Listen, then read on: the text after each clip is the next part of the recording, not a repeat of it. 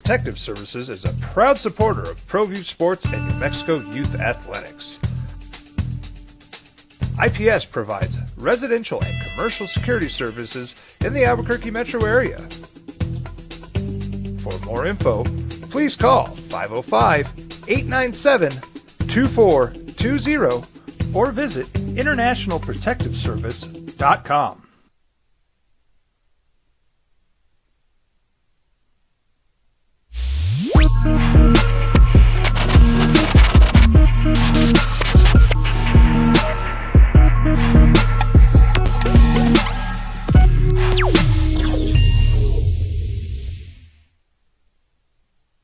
Voted the best sports show in New Mexico for 5 years running. It's the OD and the AM with Jeff Symbieta and JJ Bob.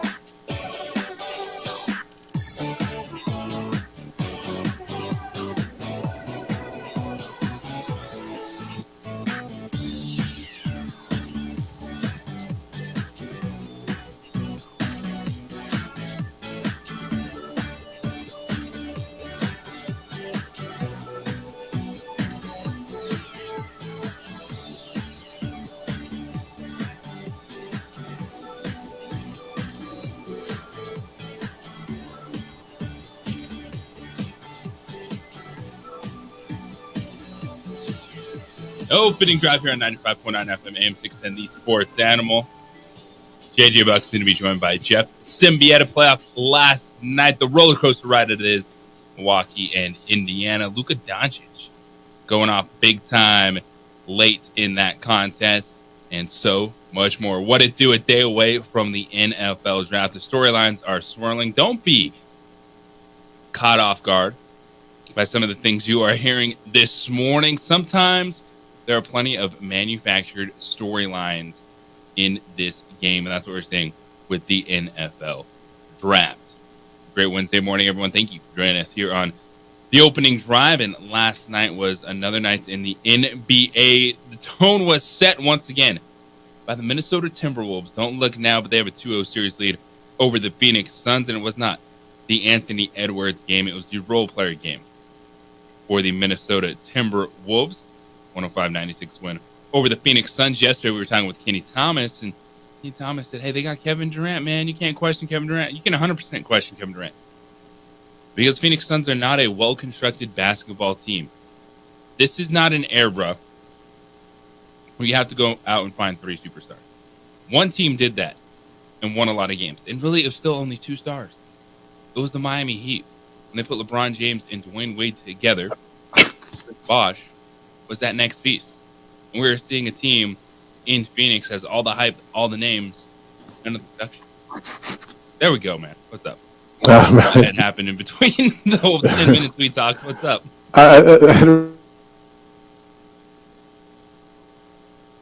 You went out again.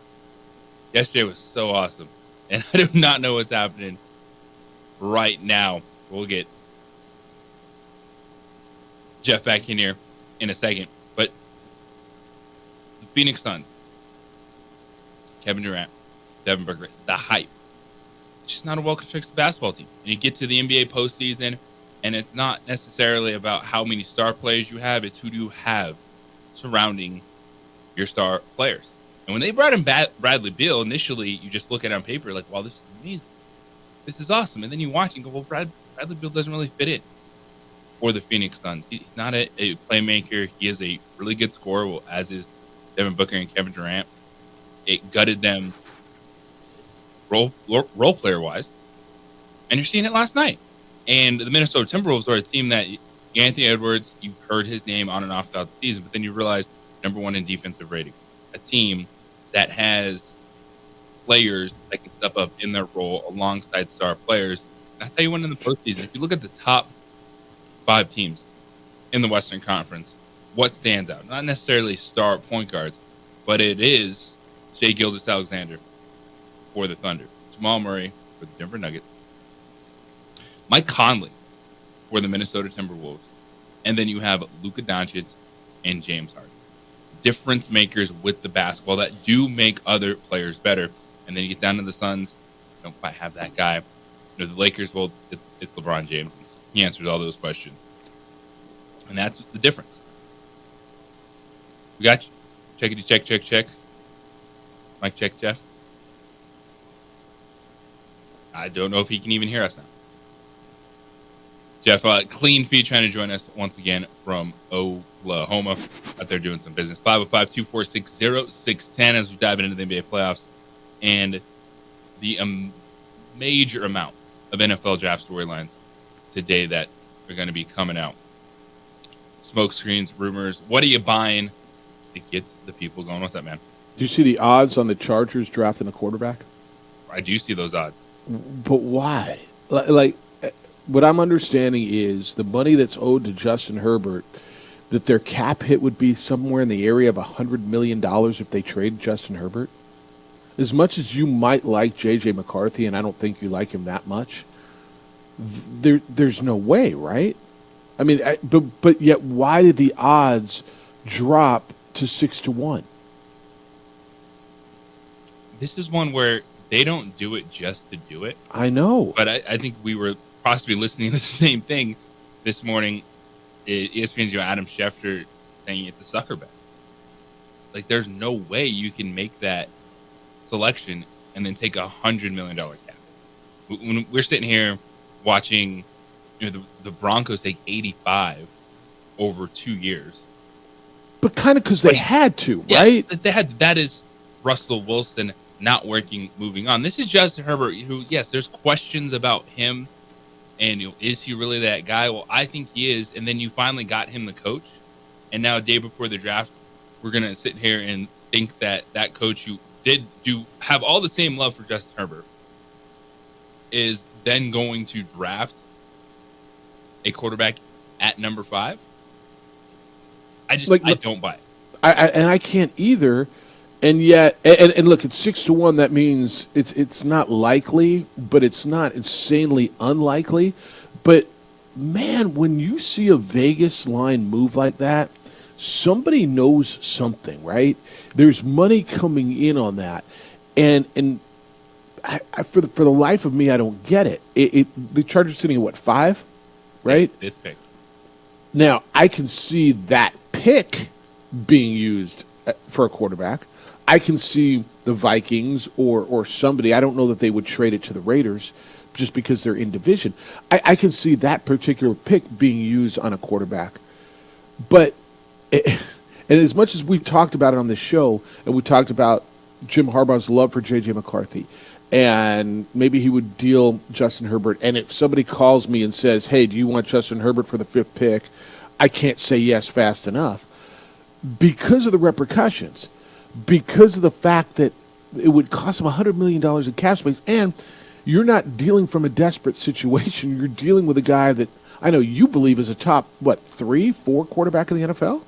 I think he can be. I mean, it's not like you're desperate. And by the way, I think everybody thinks, maybe not everybody, most people think Justin Herbert's going to be better when it's all said and done than J.J. McCarthy, right? Yeah, this is one where, to me, this is, even when you throw it out there, right? It's what you do in this sphere. You have some fun, you throw some debates. Like, I can't even pretend to think this is a good idea. Like, I can't even pretend to say, hey, let's have this conversation. What if you move on from Justin Herbert just to open the window of a rookie quarterback? Like, I'm so tired of thinking just because a quarterback is cheap that you're going to be able to hit on everything else. When you have a dude that you know is good. Like, there's not someone you talk to and goes, you know what, Justin Herbert's not that guy. Like, has the team lived up to expectations? No. But he has a coach that's won at a high level everywhere for the first time. When we were sitting here clowning on Brandon Staley as much as we did, and now he's gone, and all of a sudden you want me to entertain the conversation that Justin Herbert should be gone to, I can't do it. No. And the reason teams reach for quarterbacks, the reason teams jump up to draft Daniel Jones, the reason teams jump up to get Zach Wilson is because they're desperate at quarterback, right? Is because they don't have a guy that they think is that guy. That's not what we're dealing with the Chargers. What we're dealing with would be a head coach who comes in from college, who just won a national championship with that guy and loves that guy, and decides he's going to continue his relationship with that guy who won him in college, and discard a quarterback who not only does everybody think is really good, who they just paid bonkers money to. It fits no scenario. And if you were going to tell me that they didn't have to take the cap hit, I could almost listen to the conversation, right? I could almost listen to it. Well, we think he's better, and it gives us the cap space, the draft capital, to go out and completely rebuild our roster. We just lost Austin Eckler. We just lost Keenan Allen. We just lost Mike Williams. We got to get a lot better on defense. I could almost listen to it if it wasn't for the cap space, because you can't then go out and do all of those things. So I don't think it's going to happen. I'm not even certain. I think they're talking about it in the building. But the fact that the odds in Vegas for the Chargers to take a quarterback dropped to 6-1 has you sitting there scratching your bald head and just going, what does somebody know? And makes me so intrigued that I need to see what happens at number 5. I think a quarterback goes at number 5, but I think it would be if J.J. McCarthy is there, the Minnesota Vikings trading it. Or the Denver Broncos. I don't think Denver Broncos have that. And I don't think that's, as much as we talk about quarterback in the NFL, and you got to find that guy, you got to do this. I think that's an organization that would not have enough to then surround that young quarterback. They don't have the draft. They don't have a second round pick this year. They'd have to trade multiple first round picks to get up there. Yep. I think that would hurt them more than it would help them, even if J.J. McCarthy is. I agree with you. I don't know that Sean Payton feels that way. And the other one would be the Raiders. But are the Chargers going to deal that to someone in their division? Well, I think the Raiders are telling you that they don't like McCarthy, Penix, or Bo Nix like that when they were talking with Washington about what it would take to get to number 2. Right, all the way up to number 2. Jaden Daniels, Drake May sweepstakes. And there's a clear line in this. I have a little bigger gap between Jaden Daniels and Drake May, but the consensus from the NFL people, the scouts, is that it's Williams, Daniels, and May. And strong 1-2. Yeah, I think the number 2 thing with the Raiders and the report that's out that they tried and are maybe still trying to get up to number 2, Antonio Pierce and Jaden Daniels have a past. And this, again, that college coaching thing, right? The Harbaugh with J.J. McCarthy. Antonio Pierce and Jaden Daniels have a past, and Antonio Pierce loves Jaden Daniels. It feels like everybody loves Antonio Pierce, the head coach of the Raiders. And so I get that, and to your point, I agree with you. I think Jaden Daniels is a clear number 2 at this point. And so that makes sense. The word also is if the Raiders don't get up to 2 and maybe to 3 to get Jaden Daniels, if Drake May goes number 2, then they probably go Michael Penix at 13 if Michael Penix is still there, and there's a real good chance Michael Penix is there at 13. There is. I think there's a good chance Bo Nix and Michael Penix are guys that end up sliding in this, and a lot of shuffling. If I'm the Chargers, I think the best case scenario is J.J. McCarthy's there at 5, so you can then deal out of that slot to get draft capital. I think that is what they're hoping for, as opposed to actually selecting J.J. McCarthy. See, I think Minnesota goes to 4. I really think Minnesota is going to get into that Cardinal spot. You don't? Yeah, I think 4 or 5. I think if you're Arizona, here's the thing for both teams. And there's a little of this is, the conversation we have of if there's that, whether it's a top 2-3 quarterback available or trading that first round pick for an impactful player. It's like the kind of the LA Rams. Like, don't fall in love with it. But to me, there's a little I get it. Draft picks matter. Draft capital is good. We love that word. But you know what's also awesome? Players? Having players that make plays. And so Yep. when I'm looking at Marvin Harrison Jr., Malik Neighbors, Mm-hmm. the clear top 2 wide receivers in this draft. Hell, I'll Yes, go to there's- Romo Dunze too, man. Yeah, Romo Dunze's right there. And so am I okay moving off one of those guys and hoping I get the 3rd best wide receiver then? Because Which is Arizona Odunze. and the Chargers, yes, they need a lot of work. That's why they're drafting 4 and 5. But when you look at the NFL, and if you take out kind of the Chiefs and Mahomes, they're still clamoring for wide receivers. Mm-hmm. Wide receiver ones matter in this. All right. There's a lot to talk about. I mean, there's a lot to talk about. We got to get into what the Cowboys are doing, what their owner is saying, where the Vikings want to go, the Giants. Peyton Manning's in on the quarterbacks. Peyton Manning's always in on the quarterbacks. He's got a lot to say. We got a ton to do. 505-246-0610. Gato Roberto's in today. He is producing. He'll take your phone calls. 505-246-0610. By the way, good morning, Bobcat. How you living? You I'm all right living back there? great. It's good to hear your voice. Sorry I can't see you, but one day I'll see you. But thanks for coming in this morning. Emails, Jeff at sportsanimалabq.com, JJ at sportsanimалabq.com. On the X, hit JJ_JJ Buck. Watch the show. Adrian's producing on Facebook, the OD and the AM, Comcast Channel 26. When we come back, a former Aggie leads the way last night to break a big, long playoff losing streak on the opening drive on 95.9 FM and AM 610, the Sports Animal.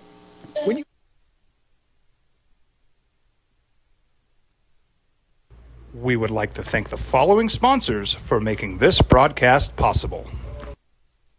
What's going on, Lobo Nation? Ja'Cory Krosky-Mir here. And I'm Devin Dampier. The Lobo football team is going through some changes, but we're here to stay. We'll put in the work on the field and in the weight room, but we'll need your help off the field. 505 Sports Venture is leading the charge in the NIL space. And you can be part of it. Try this shit better than all my intentions. Locked in, shorty, you got my attention. See your baby, I get you the business. Touchdown and pay you a visit. What's going on? Who are you guys? Well, sir, I'm going to pick you up at the DWI checkpoint for drunk driving. And that's when I have to come down to get you out of jail. Well, temporarily. I'm Judge Torres. They call him the Hammer. Hey, hot off the presses, champ. I'm real proud of you, honey. Way to make him happy back home, Captain. Who's that? That's your new buddy in jail.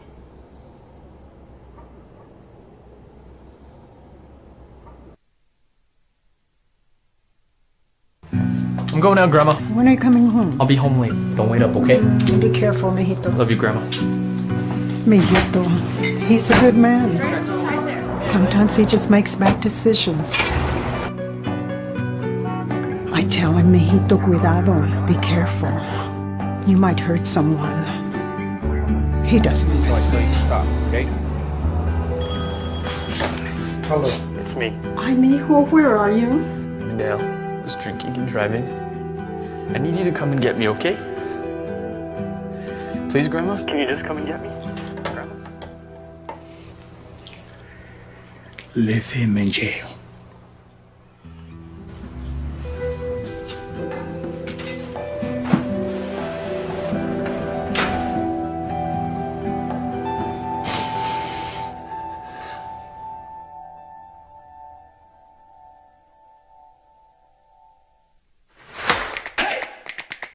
Albuquerque's leader in sports is ProView. From pros to prep, all your favorite action.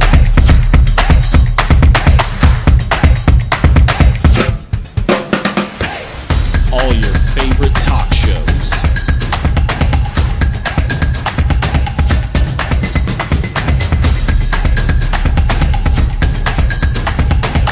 Find it on ProView Networks. We would like to thank the following sponsors for making this broadcast possible. Albuquerque's leader in sports is ProView. From pros to prep,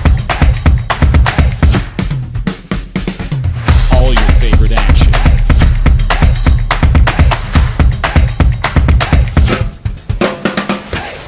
All your favorite talk shows.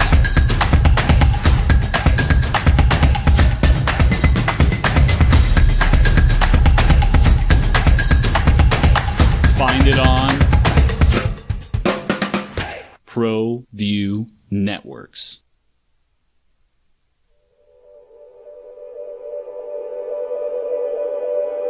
We aren't all born with the same opportunities.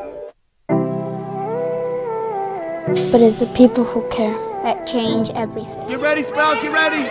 My coach, my teacher, my older sisters, my grandma, my brother, my tutor, my dad, and my mom. As New Mexicans, it's up to all of us to do our part. So that no child goes without love. And no family has to do it all on their own. They're all our children. Every single person is called to make a difference in the life of a child. It's up to all of us to do our part. To pull together. Pull together. Pull together. To make New Mexico the best place to be a kid.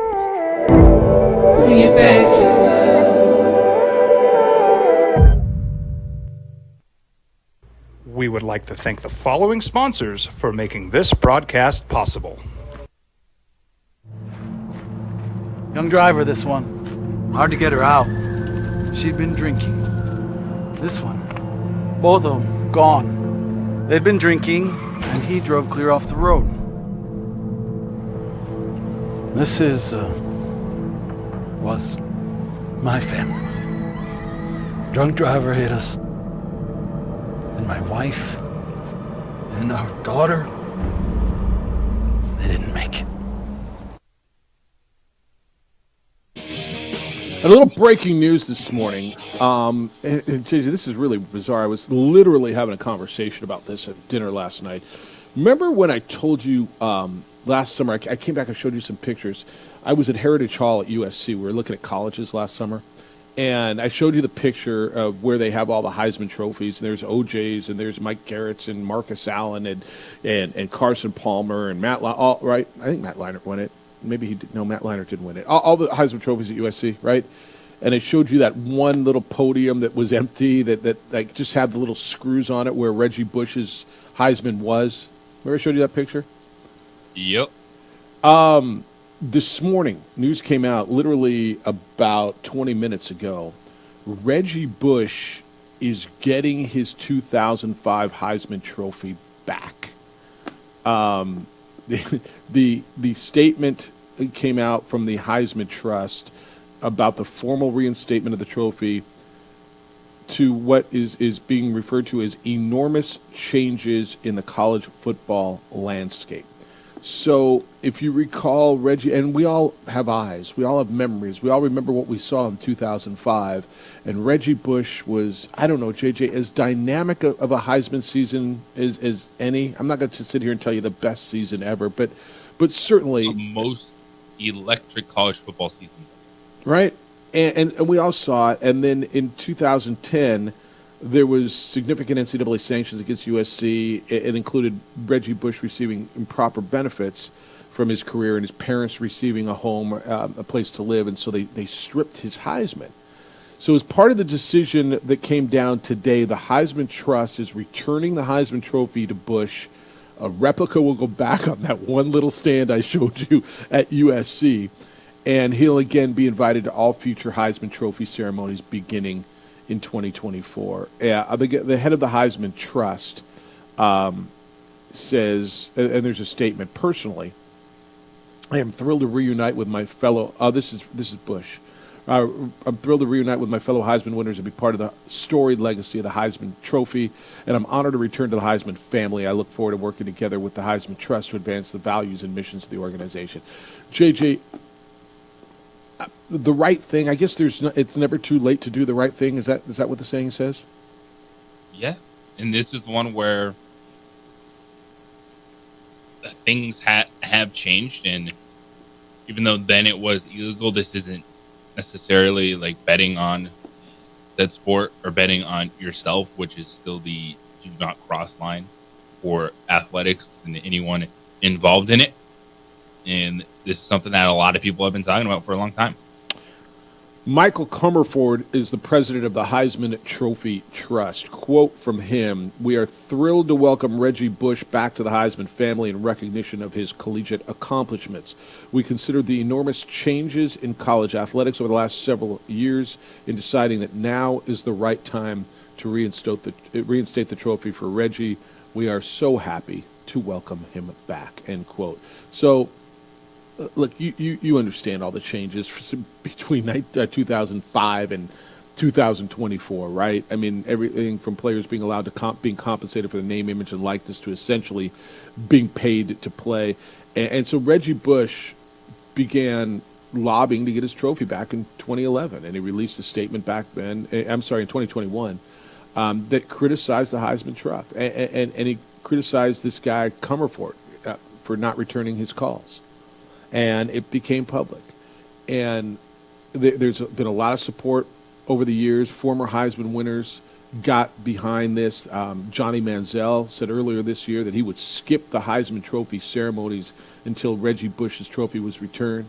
Matt Leinart, his former teammate, Tim Brown, former Heisman, both of them, and Matt Leinart didn't win. Both have been outspoken about getting this back. This is just finally the right thing, and every once in a while it's good to see the right thing. And you can sit here and tell me, look, he cheated, and I'm not sure he cheated any more than anybody else cheated. Barry Switzer told me very, very recently, JJ, we were talking about NIL. You know what he thinks NIL stands for? Now it's legal. I heard that a lot. Right? Now it's legal. Did Reggie Bush cheat any more than, I don't know, Brian Bosworth or Eric Dickerson or pick your guy? And just probably the guys that got caught. Probably every one of those guys, if not every one, many of those that are on that stage with Heisman trophies. And did Reggie Bush's parents receiving a rent-free home, is what the allegations are, right, help Reggie Bush be any more spectacular on the field? No. Just that helped him decide where he was going to be spectacular. This is one of those, finally. And I'm never going to forget. I'm so glad I have those pictures and of that one little, what is it, a podium? What do you call it? The little shelf, the little round. What would you call the thing that I showed you? The picture of that where the Heisman Trophy was. All right, a little stand with just the screws on the bottom of it, showing. Screw it back in. So is there is that the Heisman Trophy, or does the player have it? And that's just like it's a replica. So what it says in the story that I've seen is USC will get the replica. He gets. I mean, I don't know that there's any difference to the. Does he still have it? Did he have to mail it back? I think he had to give it back, which he probably should have told him to somewhere? scratch. I don't know. Dust it off, put it back in a box, like mail to Reggie Bush. I imagine, since they all look the same, as they should, by the way, and that's one of those things I love about it. I'm sure if they don't have the exact one, they can give him one that's real. But this is, again, to me, and I'd love a dissenting opinion. If you're of the ilk that says, nope, dude cheated, he should never get it back. I'd love to hear your thoughts and where you're coming from at 505-246-0610. But I got to believe the majority of people, JJ, are in the camp where the right thing finally got done. Yeah, the Heisman Trophy will be returned to Bush, a replica to USC. But, I mean, you could feel those trophies that are sitting there in Heritage Hall. They're pretty sturdy. They're not like some plastic replica that just sits there. And they weren't in a case or anything. They were just sitting out. I don't know. To me, this is a pretty big deal, no? It is. You know, it's one where a lot of people are blasting, the Heisman Trust and this or that. Like, at some point in time, you work with the information you have. Yep. And that was the information people had on Reggie Bush situations that happened at USC. Is also part of the reason Carroll ended up being the next head coach of the Seattle Seahawks. So I don't think they were necessarily wrong in what they were doing, and I think it's okay when things change or new information comes out that you can change your decisions, especially in this case, because it wasn't something like Reggie Bush didn't directly bet on himself, this or that, or anything that I think is always going to be the line that you can never cross. And then he's officially a Heisman Trophy winner again. Yeah, now he can be in the Dr. Pepper. Or is it Heisman House? Is it an insurance company? Is it Dr. Pepper? Who does Heisman House? Heisman House is Nissan. Oh, I think that's right. No, I think that's right. That's why I bought one. I forgot. Yeah, that's right.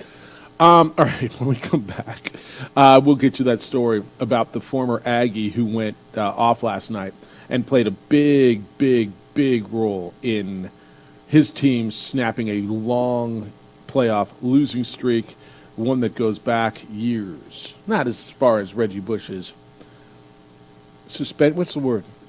Loss of his Heisman? But it goes back a few years. How that Aggie did last night, want to hear from you, 505-246-0610. It's the opening drive on 95.9 FM at AM 610, the Sports Animal. This report is brought to you by...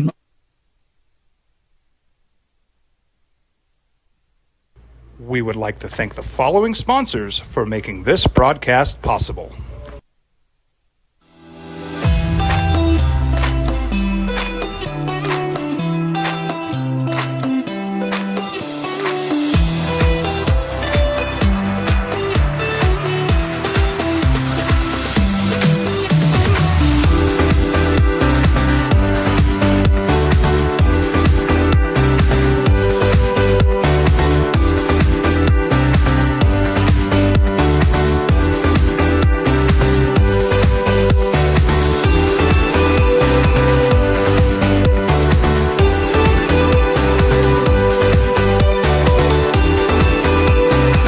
Teenagers love a party, especially during prom and graduation season. Often, alcohol is involved. Some parents think that hosting a party with alcohol in their home will keep the kids safe, but it's wrong and it's illegal.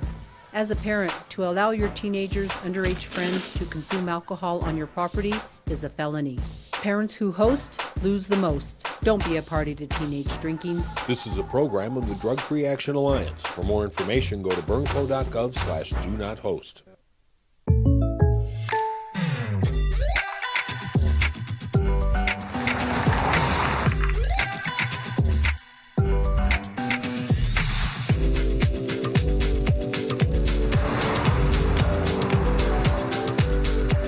For your surprisingly great rates, contact your local State Farm agent today. If you want the real deal, call State Farm agent Marty Size in Albuquerque today. Like a good neighbor, State Farm is there.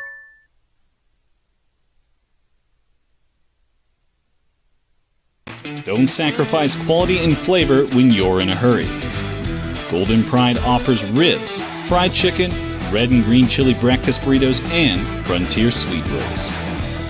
4 great locations, or visit us online at goldenprideabq.com. Golden Pride Barbecue Chicken and Ribs are proud supporters of ProView Sports.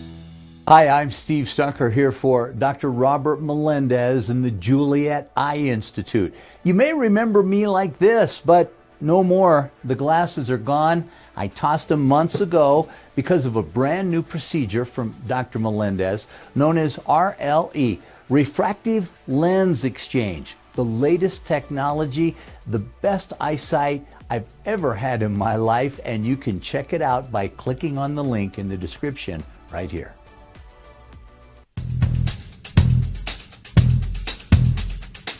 International Protective Services is a proud supporter of ProView Sports and New Mexico Youth Athletics. IPS provides residential and commercial security services in the Albuquerque metro area. For more info, please call 505-897-2420 or visit internationalprotectiveservice.com. What's going on, Lobo Nation? Ja'Cory Krosky-Miller here. And I'm Devin Dampier. The Lobo football team's going through some changes, but we're here to stay. We'll put in the work on the field and in the weight room, but we'll need your help off the field. 505 Sports Venture is leading the charge in the NIL space. And you can be part of it. Shorty, she better than all my intentions. Locked in, shorty, you got my attention. CEO, baby, I get you the business. Touchdown and pay you a visit.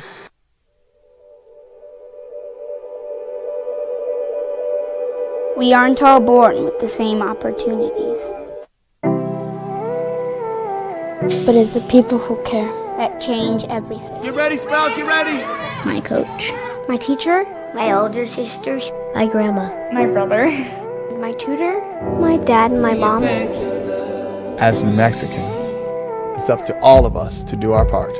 So that no child goes without love. And no family has to do it all on their own. They're all our children. Every single person is called to make a difference in the life of a child. It's up to all of us to do our part. To pull together. Pull together. Pull together. To make New Mexico the best place to be a kid.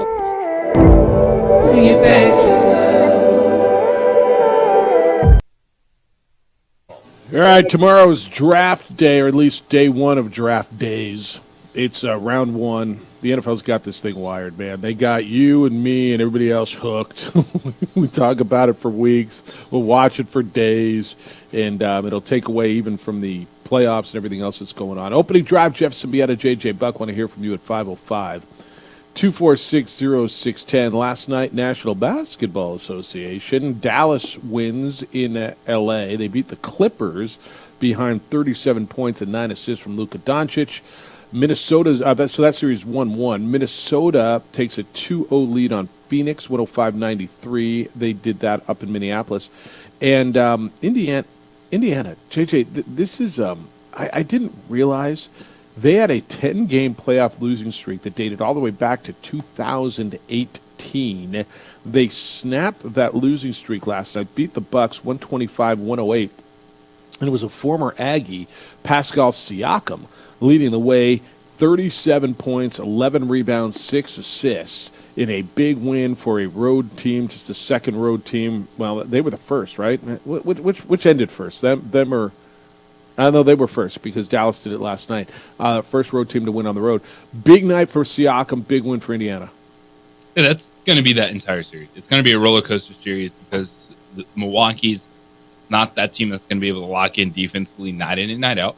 We talked about their experience, but we also saw the Pacers going to get the jitters out in game one. They got blitzed. They did not look comfortable.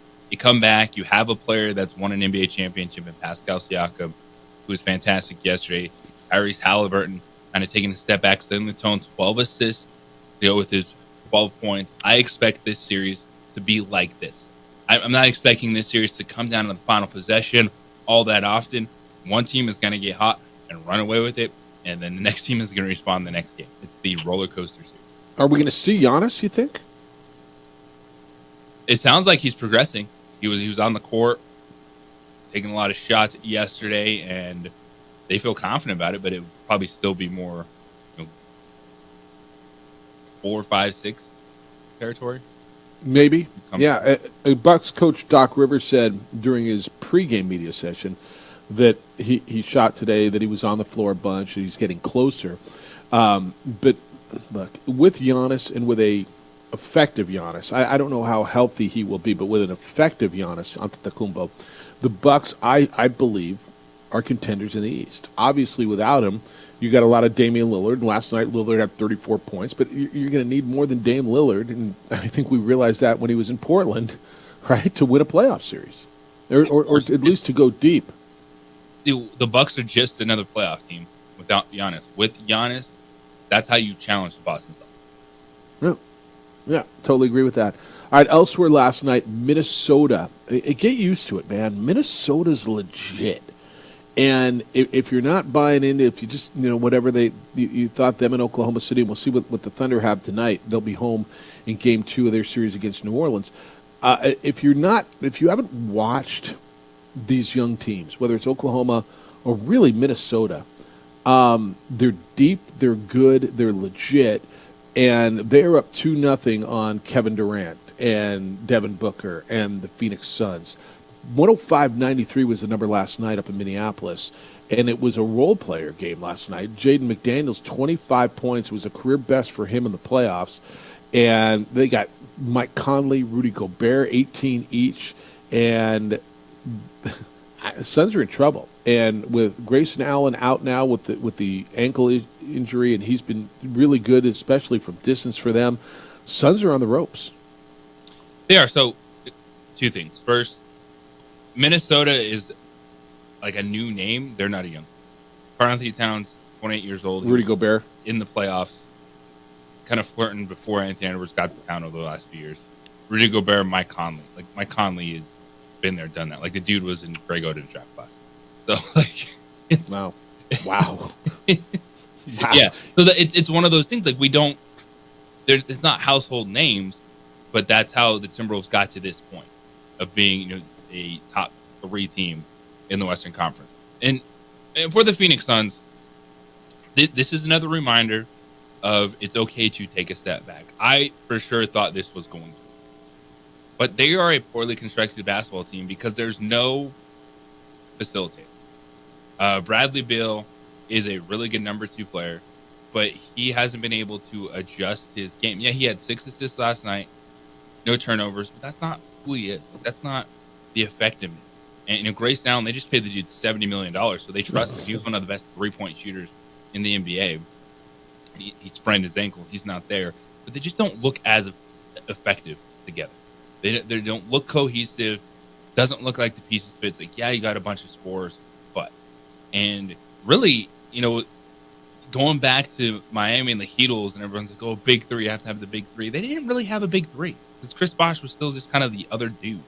And he did his role. And this is legit. They're trying to put 3 superstars together, and you don't have that in the NBA right now. You kind of have star duos, and then everyone settles into their role. And this is what I wanted to bounce off you, is you look at the top 5 teams in the Western Conference right now, and there's a legit playmaker, not like a star scorer, but a playmaker. Shai Gilgeous-Alexander for the Thunder, Jamal Murray. Mike Conley is that guy for the T-Wolves, and then you have Luka Doncic and James Harden. Mm-hmm. Suns don't have that facilitator on the roster. You mentioned something. Give me the last time, because I don't consider the Warriors. I know Draymond gets bulked into this big 3 thing, right? But it was Clay and Steph. When did the big 3 thing win? There's never really been one, because there's been like star names. Like, even if you look at the Celtics, like, it was Paul Pierce and Kevin Garnett, but then Ray Allen was the role shooter on those championships. Right. And so I'm not sure when I think the big 3 really, I mean, it won the press conference. Like, even when Kevin Durant was in Golden State, you're like, yeah, but it's because Steph Curry is what? Also a facilitator of the basketball. Yeah, the Nets tried it, right? With Durant, Kyrie, and Harden. Didn't work. So, the late game last night, Dallas goes to the Clippers and wins 96-93. Luka Doncic was really, really good. A couple of big 3s from the top of the arc late in the 4th, and it was 96-93. The series is tied. Clippers have their lowest field goal percentage of the season. Kawhi Leonard did come back at 15.7 rebounds. Probably looked a little rusty, don't you think? I think but that's going to be something that hurt the Clippers. Do you? Having Kawhi Leonard back in the lineup. Like, you're going to have to work him back in. You take that hit, but they did not look as explosive. They did not look comfortable as they did the other games. Kawhi, you want him there because you figure he's going to be able to make an impact defensively, but he's going to have to face. You're going to have to put on Luka Doncic sometime. Like, he's going to have to be healthy enough to take that, because Luka Doncic is. There's 2 people in the NBA that can destroy you with the ball in their hands, offensively and passing, unlike anyone. It's Nikola Jokic and Luka. You saw that last night. Yeah, it was. Boy, that we got serious. All right, what do you get tonight? as you go through it, it'll be, again, it's draft night, so I don't know how you're going to do your viewing tonight, but you get two. You get Miami at Boston. That'll be at 5 o'clock Mountain Time. And the late game will be New Orleans and Oklahoma City. And what do you do? Do you watch hoops tonight? Is it all about the draft tonight? Well, there's no draft tonight. Oh, yeah, because it's Wednesday. What am I? I'm sorry. The draft is tomorrow. All right. Never mind. You don't have to worry about tonight. You get two games tonight, and you get the hockey tonight as well. By the way, the hockey was pretty good last night, too. 505-246-0610, 888-922-0610. Your emails are coming in. Jeff at sportsanimalabq.com and JJ at sportsanimalabq.com. And since on the hockey last night, Rangers held off the Capitals 4-3. They've got a 2-0 series lead. The Panthers beat the Lightning last night 3-2. Florida has a 2-0 lead. The Avalanche got a big win on the road in Winnipeg, JJ, to even that series. 4 goals in the second period to win 5-2. And the Predators of Nashville win up in Vancouver to even that series. They win 4-1. The series is 1-1. So you got a little puck last night. The puck's been good, too. Oh, no doubt. It's a couple of swing series. That was must-win for Colorado. They were not coming back down 2-0. The Winnipeg Jets, team that swept them in the regular season. To hold the Jets to 2 goals at home after that game was 7-6 in game 1 was gigantic. And when we come back, a football game out at Isotopes Park last night. Not football, because that happens often. Did you see the score, the Isotopes in Oklahoma City last night? Did you see the lead that the Isotopes blew? Yes. Certainly some of you have seen it. Yeah, Bob, you did it. I got a bunch of emails already on it. It's the opening drive, and it's next on 95.9 FM and AM 610. Holy smokes. The Sports Animal. This report. We would like to thank the following sponsors for making this broadcast possible. Teenagers love a party, especially during prom and graduation season. Often, alcohol is involved. Some parents think that hosting a party with alcohol in their home will keep the kids safe, but it's wrong and it's illegal. As a parent, to allow your teenagers' underage friends to consume alcohol on your property is a felony. Parents who host lose the most. Don't be a party to teenage drinking. This is a program of the Drug Free Action Alliance. For more information, go to burnco.gov/do-not-host. If you're drunk, blasted, intoxicated, ripped, plastered, taint, destroyed, bruh. If you're like this, you shouldn't be driving.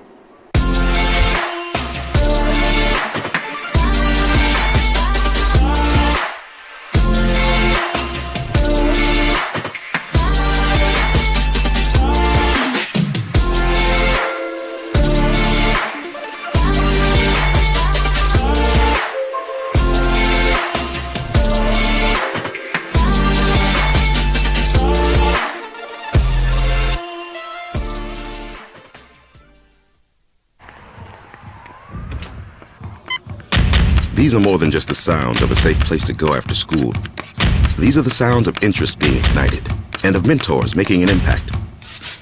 At Boys and Girls Clubs, we don't do just one thing. We do whatever it takes to meet the needs of every kid who comes through those doors. Because whatever it takes is what it takes to build great futures. Great futures start here.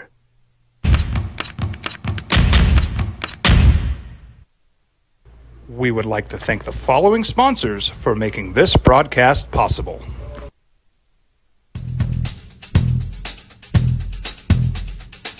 International Protective Services is a proud supporter of ProView Sports and New Mexico Youth Athletics. IPS provides residential and commercial security services in the Albuquerque metro area. For more info, please call 505-897-2420 or visit internationalprotectiveservice.com. Hi, I'm Steve Stunker here for Dr. Robert Melendez and the Juliet Eye Institute. You may remember me like this, but no more. The glasses are gone. I tossed them months ago because of a brand new procedure from Dr. Melendez known as RLE, Refractive Lens Exchange. the latest technology, the best eyesight I've ever had in my life, and you can check it out by clicking on the link in the description right here.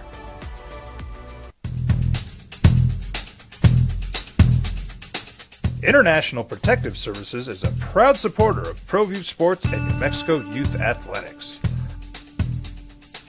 IPS provides residential and commercial security services in the Albuquerque metro area. For more info, please call 505-897-2420 or visit internationalprotectiveservice.com. If you're drunk, blasted, intoxicated, rip, plastered, destroyed, bruh. If you're like this, you shouldn't be driving. Albuquerque's leader in sports is ProView. From pros to prep. All your favorite action.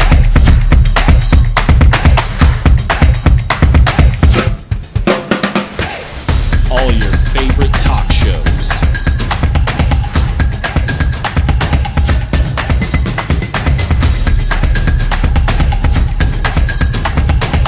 Find it on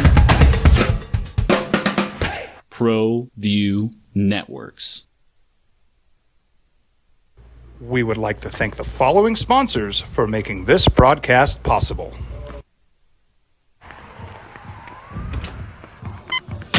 These are more than just the sounds of a safe place to go after school. These are the sounds of interest being ignited and of mentors making an impact. At Boys and Girls Clubs, we don't do just one thing. We do whatever it takes to meet the needs of every kid who comes through those doors. Because whatever it takes is what it takes to build great futures. Great futures start here.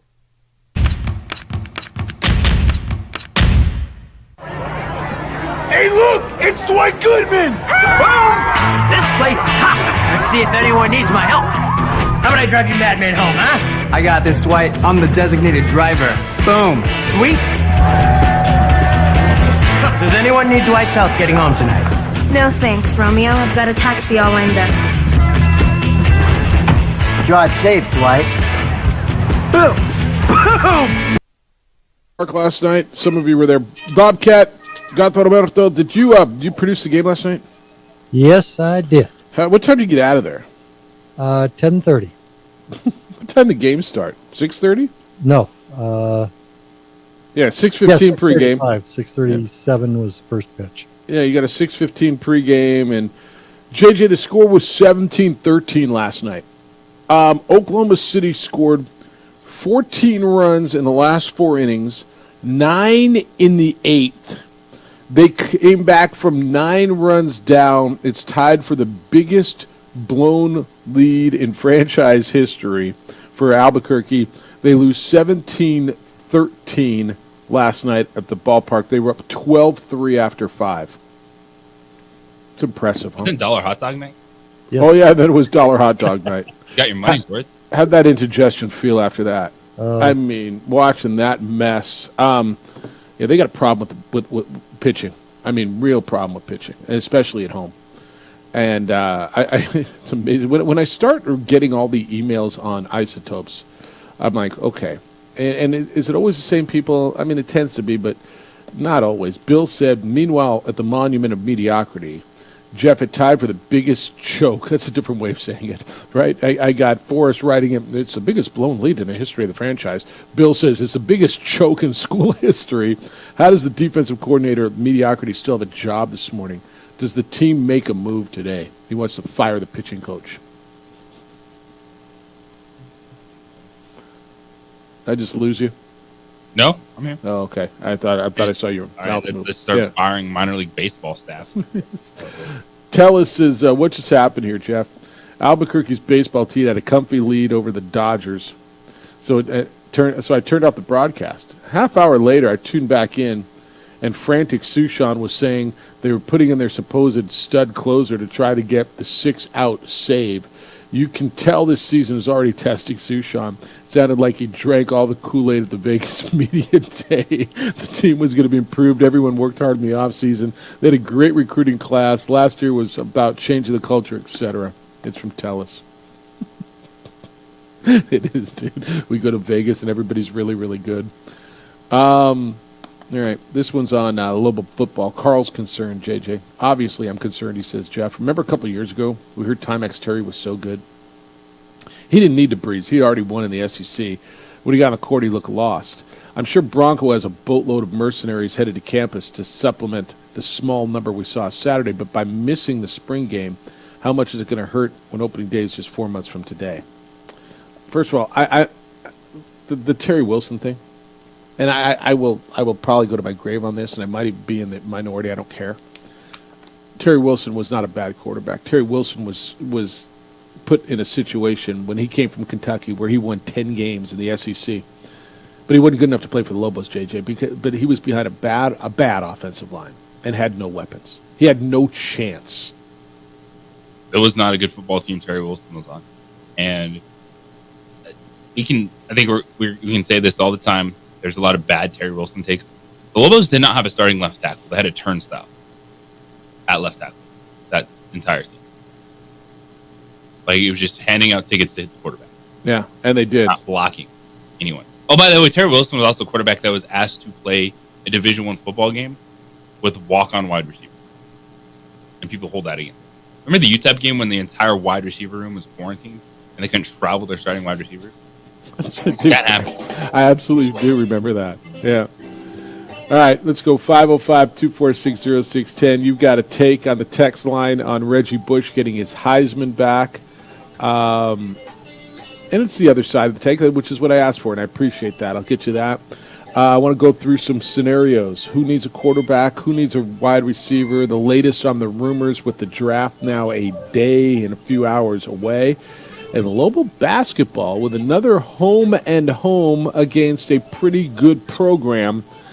It's all coming up. I want to hear. Oh, and playoff win, overtime win in the Burke last night, JJ. Playoff hockey's awesome. And we had it in the Burke last night. It's the opening drive. Jeff Symbieta, JJ Buck, Gato Roberto on 95.9 FM at AM 610, the Sports Animal.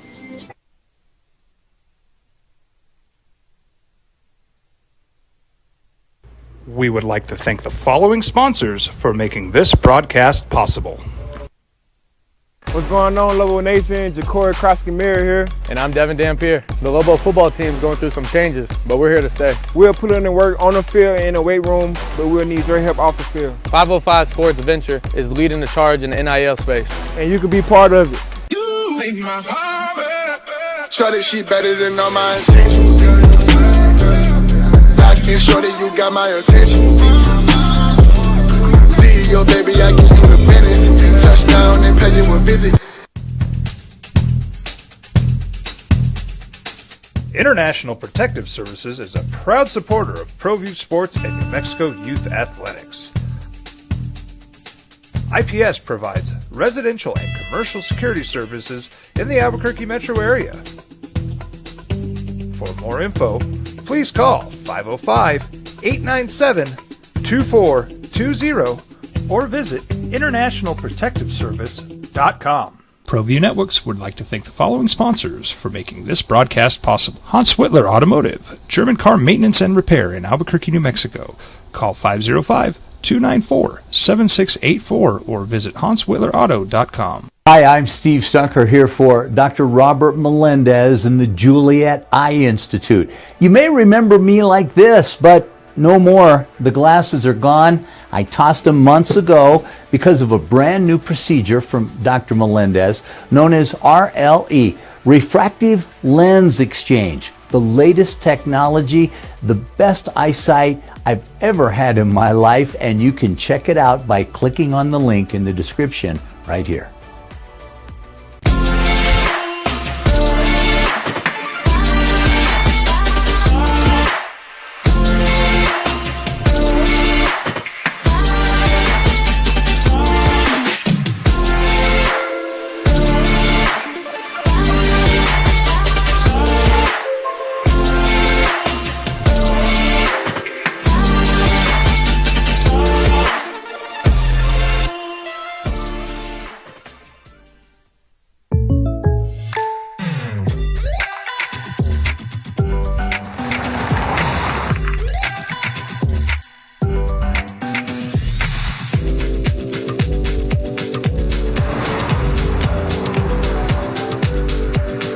your surprisingly great rates, contact your local State Farm agent today. If you want the real deal, call State Farm agent Marty Size in Albuquerque today. Like a good neighbor, State Farm is there.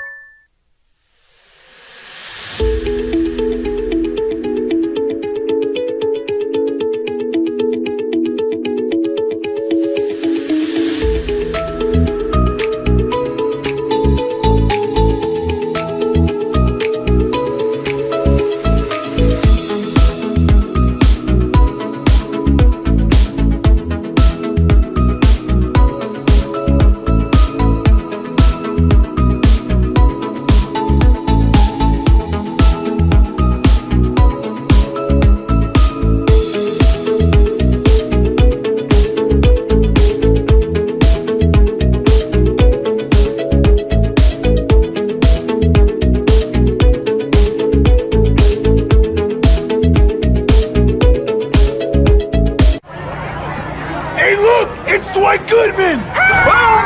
This place is hot. Let's see if anyone needs my help. How about I drive you madman home, huh? I got this, Dwight. I'm the designated driver. Boom. Sweet. Does anyone need Dwight's help getting home tonight? No thanks, Romeo. I've got a taxi all lined up. Drive safe, Dwight. Boom! Boom!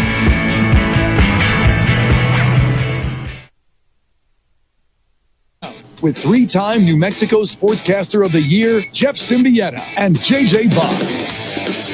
Day before the draft, a lot going on, and you got a lot to say, and we got some breaking stuff this morning. Good morning to you. Merry Wednesday, opening drive. Jeff Symbieta and JJ Buck. Gato Roberto's in producing today. Welcome to our day, and thanks for getting up this morning, Bob.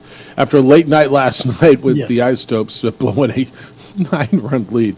So what did you think? You thought you were out of there early, right? I mean, it cruised. It was 12-3 after 5. You're like, all right, here we go. And then the last 3 innings had to last like a month. As Josh is fond of saying, you never know what's going to happen at the yard. Well, and that's the truth. And last night they got that. JJ, and then I got a text that says, like Danny Gonzalez, Pedro Lopez has no business being a head coach. Of course, Pedro Lopez is the manager. Isotopes, it's his fault they can't pitch, and that the Isotopes or the Rockies have sent him down. I mean, this is what they got in the organization. It's organization wide right now for them, isn't it? Yes, this is nothing to do with coaching. I think coaching is one of the most overrated things in professional baseball when it comes to a manager. Especially at the minor league level, this is a roster the Rockies put together, and it's on them for the talent. Yeah. All right, a couple breaking news this morning. One of them, Reggie Bush's Heisman Trophy will be returned to him. The Heisman Trust, citing changes in college athletics over the last bunch of years, has agreed to return the trophy to Reggie Bush, a trophy that he won in 2005 that was taken from him in 2010, I believe. When USC got hit with a bunch of sanctions, and really it was impermissible, improper benefits during his Trojan career from 03 to 05, and it really kind of centered around a home that boosters gave to his parents rent-free, and so they took the trophy away, and now with everything, what they're calling enormous changes in the college football landscape, the Heisman Trophy has been returned, and my position on this is it's the right thing. Maybe it's never too late to do the right thing, but I don't believe it should have been taken from in the beginning because this was rampant. It wasn't like it wasn't happening. No, you're going to tell me he got caught, and that's fine. The repercussions, he did get caught, or USC did, and this is what happened.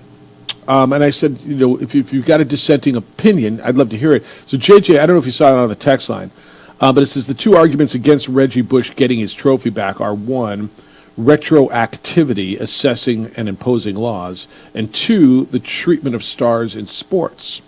Laws, then, it says, should stand and be imposed as they were when the infraction occurred, not changed later and imposed retroactively either for or against an individual.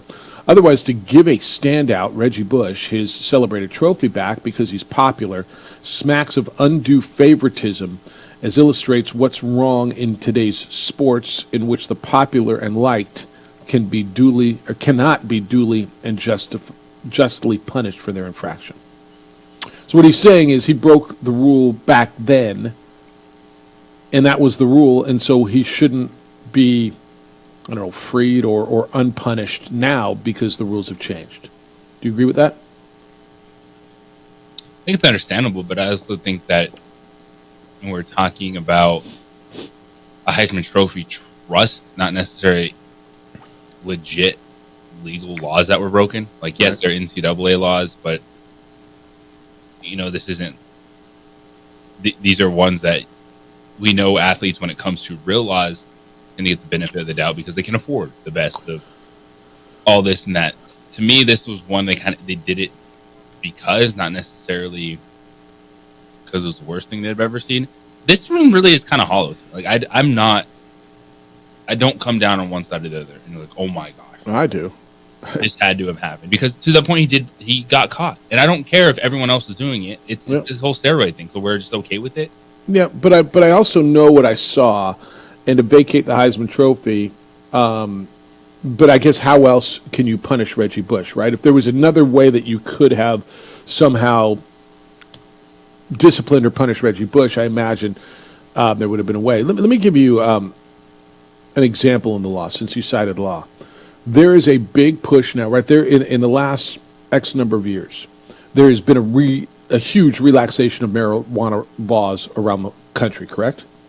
Yes. Legalization of marijuana. And there's a huge push to end the sentences for people who were in jail or in prison for marijuana-related offenses, right? And they're going back and saying that the people who are in for minor possessions or even have their records expunged, people who have possessions of under a gram or under an ounce or whatever it was that got arrested, to have that expunged because the laws have changed. Now, you may or may not agree with that. I don't know where you are personally, and I'm cool with either way. But does that feel like a parallel to you? That absolutely does feel like a parallel. Like, this is one where, again, this isn't. I think the only line in the sand that sports is going to have is gambling. Is gambling.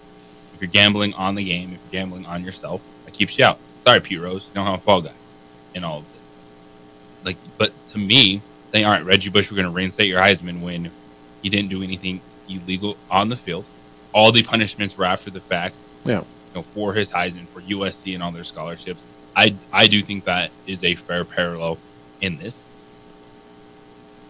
No one's hurt by this. No one's hurt by giving Reggie Bush his trophy back. So, I have one other college thing that came down. Herm Edwards, the former Jets coach and former Arizona State coach, and he's getting penalized for what he did at Arizona State. And he won't coach again. He's 69. He's got a 5-year show cause penalty from the NCAA for recruiting violations, which involves more than 30 prospects during the COVID-19 no-visit period. 24/7 Sports is reporting this. So the punishment against Herm Edwards, which started on April 15, what's today, the 20-something? It's the longest show cause penalty, or one of the longest show cause penalties ever handed down in NCAA history. 24/7 is reporting that 7 former ASU staffers also got the show cause penalties. And I know you're waiting to hear some names, right? Because you're like, wait a minute, didn't Danny Gonzalez coach for Herm Edwards? And he did, but he is not on this list. Prentice Gill, Derek Hagan, Chris Hawkins, Zach Hill, Robert Rodriguez. So Danny Gonzalez is not in this, if you're waiting to hear that. And they got penalties ranging between 3 and 10, JJ. So Arizona State self-imposed a ban after 2023. They'll vacate 9 of their 10 wins. And this is interesting to me. They also agreed to disassociate themselves, did the university, for 5 years with Regina Jackson. She is the mother of former Arizona State quarterback and former LSU quarterback and Heisman Trophy winner and probable second pick tomorrow, Jaden Daniels. So she, the mom, was alleged to have paid for flights and lodging for ASU recruits who impermissibly visited ASU during COVID. I mean, read into that what you want, or maybe you don't care, and that's cool if you don't. But that It's interesting, huh? On her. I mean, seriously, where'd that money come from, right? Yeah. There are two other former staffers who are contesting the portions of their deal. I guess Antonio Pierce is one of those coaches. The Raiders coach, he got a show cause by the NCAA, but he's disputing his charges. He submitted a written statement to the NCAA regarding his role in these violations. He was an Arizona State assistant. That's his relationship with Jaden Daniels. Is it all coming together for you now? He was there from 2018 to 2021. That's his close relationship with Jaden Daniels. And so that's where, but again, really, really interesting. So Herm Edwards will not coach again. He's 69. He'll be 74 when the show cause is up, and he's good on TV. And I mean, it is what it is. And you can like him. He's a good guy, or he's not. I don't know him. Talk to him, but I just found that really interesting when that came down today. But the Jaden Daniels mom part is like, wait, what? Wait, how did this happen? Yeah, it was crazy. All right, when we come back, let's get into the draft. You want to? Which is the most likely scenario for trades? Who goes up? Who gets a receiver? And boy, your Cowboys are making news, but they're not doing anything, if that makes sense. It's next. It's the opening drive on 95.9 FM and AM 610, the Sports Animal. This report is sponsored by AutoZone.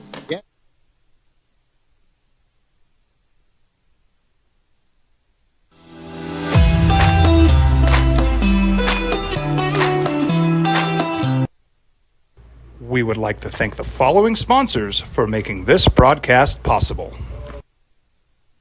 Don't sacrifice quality and flavor when you're in a hurry. Golden Pride offers ribs, fried chicken, red and green chili breakfast burritos, and Frontier sweet rolls. 4 great locations, or visit us online at goldenprideabq.com. Golden Pride barbecue chicken and ribs are proud supporters of ProView Sports. These are more than just the sounds of a safe place to go after school. These are the sounds of interest being ignited and of mentors making an impact. At Boys and Girls Clubs, we don't do just one thing. We do whatever it takes to meet the needs of every kid who comes through those doors. Because whatever it takes is what it takes to build great futures. Great futures start here.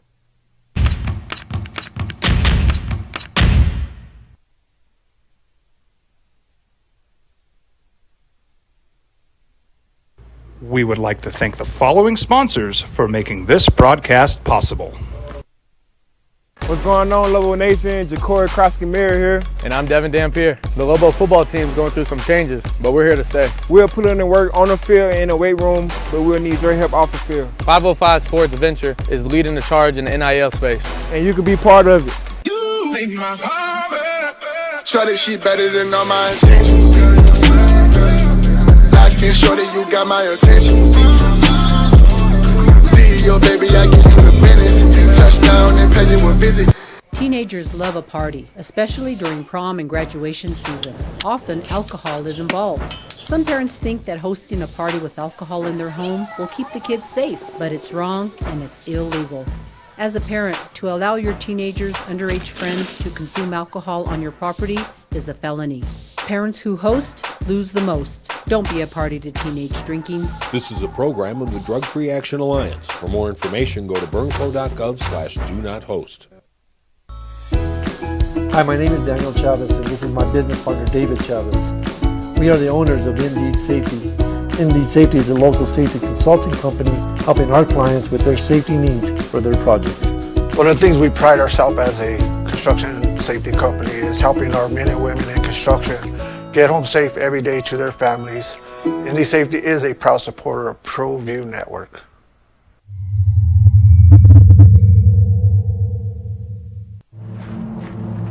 Young driver, this one. Hard to get her out. She'd been drinking. This one. Both of them gone. They'd been drinking, and he drove clear off the road. This was my family. Drunk driver hit us. And my wife and our daughter, they didn't make it. I was born in New Mexico.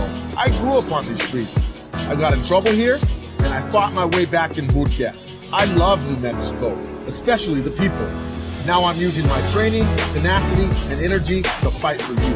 I'm Adam Oki, lawyer, fighter, and New Mexican. I was a local athlete here in New Mexico, so I'm proud to support your local athletes.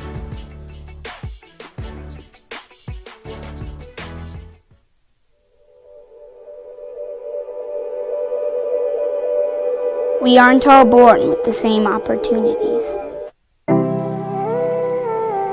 But it's the people who care that change everything. Get ready, Spout, get ready!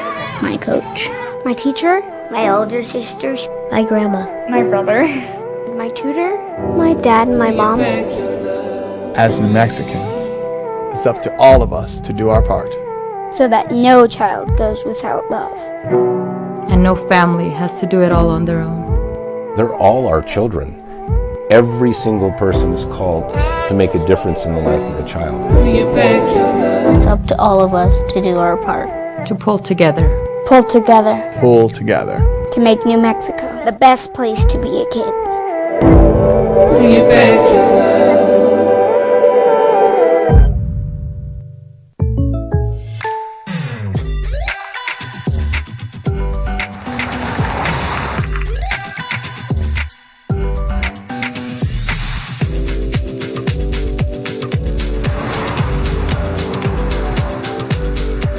For your surprisingly great rates, contact your local State Farm agent today. If you want the real deal, call State Farm agent Marty Size in Albuquerque today. Like a good neighbor, State Farm is there. Hey, look! It's Dwight Goodman! Tomorrow, or at least first day of the draft tomorrow, it's the opening drive. Jeff Symbieta and J.J. Buck. Gato Roberto is in today. Gopher says, how deep is the award-winning opening drive bench when you can lose some guy to the transfer portal, Jeff, and replace him with Bobcat? Yeah, that's how deep our bench is. And then this one, it's from Dan. It says, Jeffrey and Juan Jose, that's you. Since NIL deals can now be facilitated, there needs to be something worked out to bring Gato Roberto to this award-winning show full-time instead of just an occasional appearance. I mean, look, I'm all about it. Bobcat, I mean, I don't know, you got to get up in the morning, but we can get an NIL deal for you. I mean, well, I'm always open to money. That's what I'm saying, right? Yeah. If we can find an NIL deal? Yeah, I'm up for it. All right, so am I. Let me see if I can get a car dealership or something to sponsor you. Yeah. I can do a couple commercials for them, a few social media posts. Sure, why not? Hola, soy Gato Roberto. Come buy a car from, I'm down with that. Okay. Right. Yeah, I can do this and the Topes at night. You know, it's, what the hell? Drive around a little bit, take care of, what you got to take care of. No, it's easy. All right. I appreciate your flexibility. All right, JJ, the Steelers will not pick up the option on Justin Fields. So they went out and got Justin Fields. This is kind of a show me year. The Steelers will not pick up his $25 million fifth-year option, according to Adam Schefter, who's never wrong. And so a guy who was the first pick this time 3 years ago, literally. This is like when we were having this conversation, Justin Fields, and he was a first-round pick by the Bears. They got him, for a conditional sixth? So by not picking up the fifth-year option, the Steelers do have a quarterback room where their top two players are in the final year of their contract. They have Russell Wilson and Justin Fields. This is the most bizarre but yet interesting quarterback room I've seen in a long time. Yeah, this is one where you're not in a position to I guess it could be, there's 20th overall, but I'm fine with Russell Wilson, Justin Fields versus Bo Nix, Michael Penix right now, and keep your options open after this season. And if Russell Wilson goes off, he's not a quarterback that you're going to have to pay boatloads of money to keep him around. Right. No, if you're able to win some games, and this is a Steelers team that is still solid roster-wise overall, the foundation, and gives you some flexibility going into the offseason. And then if it doesn't work, then you know who could be the starting quarterback of the Pittsburgh Steelers next year? Dak Prescott. That's That's on the table. Like a quarterback of that caliber, as the Cowboys are pretty much telling you right now that if Dak Prescott doesn't win multiple playoff games, he's not going to be their starting quarterback. And someone else is going to pop up on the market because that's the way it is. And if you're Pittsburgh, this is the right move. Don't commit yourself to $25 million and the guy that could end up being your backup quarterback. It's funny you talk about Dak Prescott. Him, CeeDee Lamb, Micah Parsons, they're all up for massive extensions with the Dallas Cowboys. Dak Prescott's deal in particular would have lowered, if they could get something done, would lower a $55 million cap hit, freed up space for other extensions. However, Jerry Jones said Tuesday that they're going to stay patient. Quote from Jerry Jones. Well, I won't do that. Quote from Jerry Jones. We'd like to see more leaves fall. We'd like to see more action. It's called option quarterback. I've spent my life playing option quarterback. I want to see some more cards played, end quote. What does that mean? Show me? Basically everything that... Game. That's what it means. Is if this team is not in the NFC Championship game, Dak Prescott's not going to be their quarterback. But what does it mean for CeeDee Lamb? What does it mean for Micah Parsons? Those are the ones that I don't understand. All it's going to do is get more expensive. Justin Jefferson, Jamar Chase, all these other guys get their deals. Like, CeeDee Lamb is going to have over 100 catches next season. Now, I think Micah Parsons is a foundational piece. I do not think he's the best defensive player in the league. He and his agent do. That's fine. But I think Micah Parsons needs to step up. Because I don't see him wrecking games like Myles Garrett or TJ Watt. But it still is a foundational piece for the Dallas Cowboys. And all you're doing with those guys is, if Parsons does go off, then he will become the highest paid player on the defensive side. The same thing for CeeDee Lamb. So Jerry Jones, he's telling you that they're working on those deals. Well, how close are you going to get? Because if those guys are going to sign a big time deal, are those guys foundational pieces? Do you believe that those guys at their position? All three or two of them? Two. It's not Dak Prescott. Lamb and Parsons. Those, you get those done, and then you rebuild your offensive line, those other pieces moving. So I think you're right, and this is kind of where I've been on this. Where are you going to go? The quarterbacks are moving more than we've ever seen quarterbacks move. 5, certainly 10 years ago, quarterbacks didn't jump around. Every once in a while, you'd see a Peyton Manning. You know why Peyton Manning changed franchise? Because he had neck surgery, and the Colts gave up on him. And because they had the number one pick the year Andrew Luck was coming out. That's why they gave up on him. That's what. But how many other quarterbacks did you see move around before, 5, 10 years ago?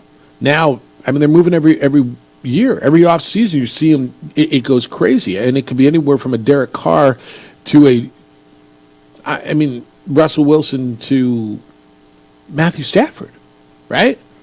Look at usually when you win with a quarterback, you drafted that quarterback. That's how it used to be. Well, now Aaron Rodgers is a Jet, Matthew Stafford's a Ram, Jared Goff is a Lion, Justin Fields, who was a first-round pick 3 years ago, is a backup with the Steelers. Russell Wilson's a Steeler. Everybody, who drafts their quarterback and keeps him? You'd like it to be that way. Buffalo, Miami did. Baltimore did. Cincinnati did. But that's also why the value's pushed up, because the good quarterbacks were drafted in the first round, and they're with their team. Yeah, I don't know who's going to be available next year, and by everything I read, the quarterback class next year, that's why everybody's going so deep on these top 6 this year, is because next year's quarterback class is not deep coming out of college. And I don't know where we're going with this, but who's available next year? Look, there's going to be somebody. I promise you, somebody's going to be available if you want to go get a trade. Now, what do you have to trade? What are you going to, if you lose Dak Prescott, and this has been your point, and I actually really, really get it.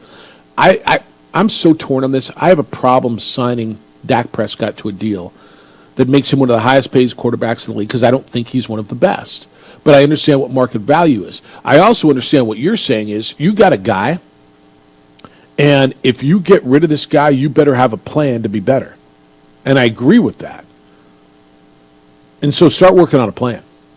Yeah, and sometimes, though, there's not a perfect plan in place. Like, it's for everyone's movement. There's challenges. You have to make hard decisions.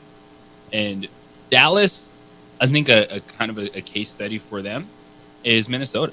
Like, they moved off a quarterback that, could win games and get you double-digit wins in the NFL and put you in position. But never had that extra. Kirk Cousins and Dak Prescott, I know they're the same thing in the NFL. Mm-hmm. Good, but they'll have you wanting more. And what Dallas is telling you right now is Jerry Jones is where you are, Jeff. Like, you can acknowledge Dak Prescott's good, but you don't feel like you're ever going to get over that hump. And I can understand it when you've done something for so long. And you're like, well, this guy's not going to do it. And you can just have that parting of ways. Like, I think Dak Prescott is going to be like a home run for someone next year. Like, you're getting a really good quarterback, fresh start. Like, those things happen in the NFL. And I think that's where the Cowboys are at. And Jerry Jones is telling you that if Dak Prescott wins multiple playoff games, well, he's going to be our quarterback for the future. If and it's get paid. Old, they're moving off. Yeah, and get paid. All right, when we come back, the Broncos went out and got a quarterback. Guy who was number 2 overall in the draft just a few years ago. But who do they really like? And what are they willing to get him? It's the opening drive on 95.9 FM and AM 610, the sports animal. For more than 50 years.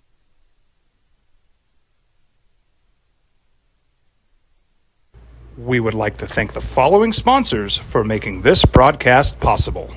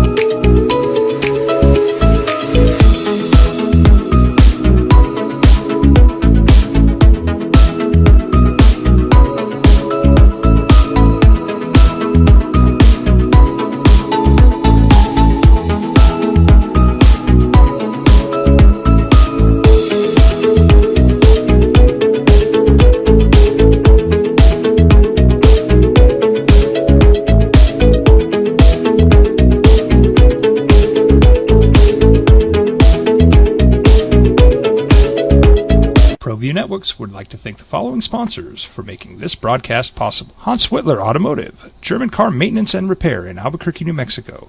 Call 505-294-7684 or visit HansWhitlerAuto.com.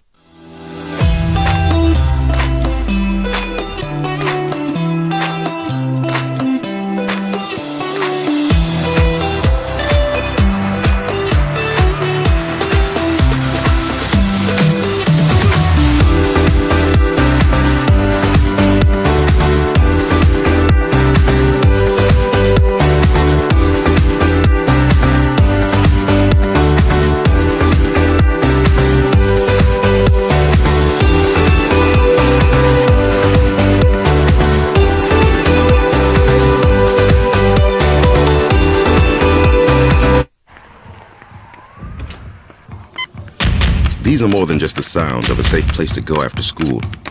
These are the sounds of interest being ignited and of mentors making an impact.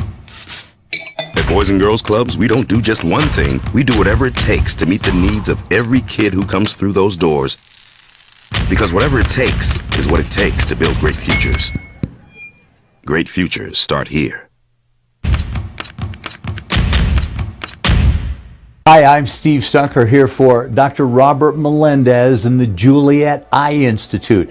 You may remember me like this, but no more. The glasses are gone. I tossed them months ago because of a brand new procedure from Dr. Melendez known as RLE, Refractive Lens Exchange. The latest technology, the best eyesight I've ever had in my life, and you can check it out by clicking on the link in the description right here.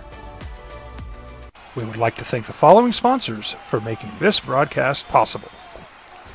Everguard Roofing and Solar. For nearly 20 years, Everguard Roofing and Solar has been working with New Mexicans to enhance their homes and businesses. For all your roofing and solar needs in New Mexico, call 505-821-9543. Albuquerque's leader in sports is ProView. From pros to prep, all your favorite action.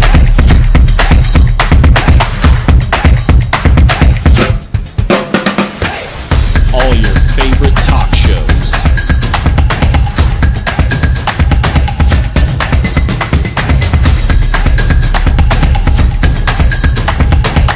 Find it on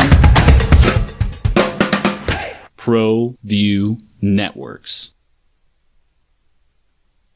We would like to thank the following sponsors for making this broadcast possible. If you're drunk, blasted, intoxicated, rip, plastered,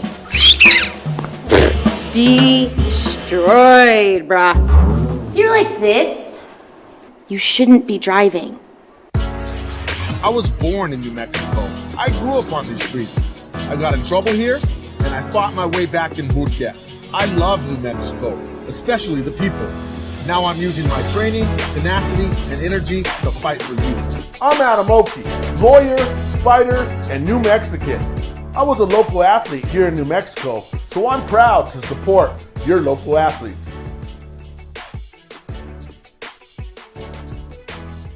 What's going on, Lobo Nation? Ja'Cory Cross-Camara here. And I'm Devin Dampier. The Lobo football team is going through some changes, but we're here to stay. We'll put in the work on the field and in the weight room, but we'll need your help off the field. 505 Sports Venture is leading the charge in the NIL space. And you can be part of it. Shorty, she better than all my intentions. Locked in, shorty, you got my attention. CEO, baby, I get you the business. Touchdown and pay you a visit.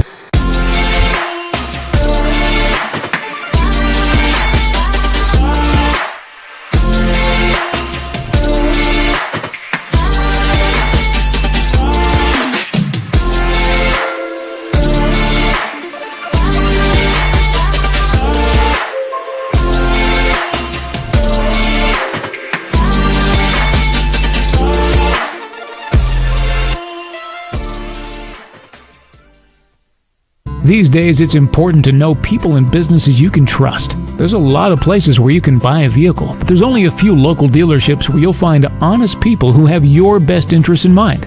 And Fiesta Kia is one of them. We've been helping our neighbors save money and drive dependable cars for years, and we'd love to help you.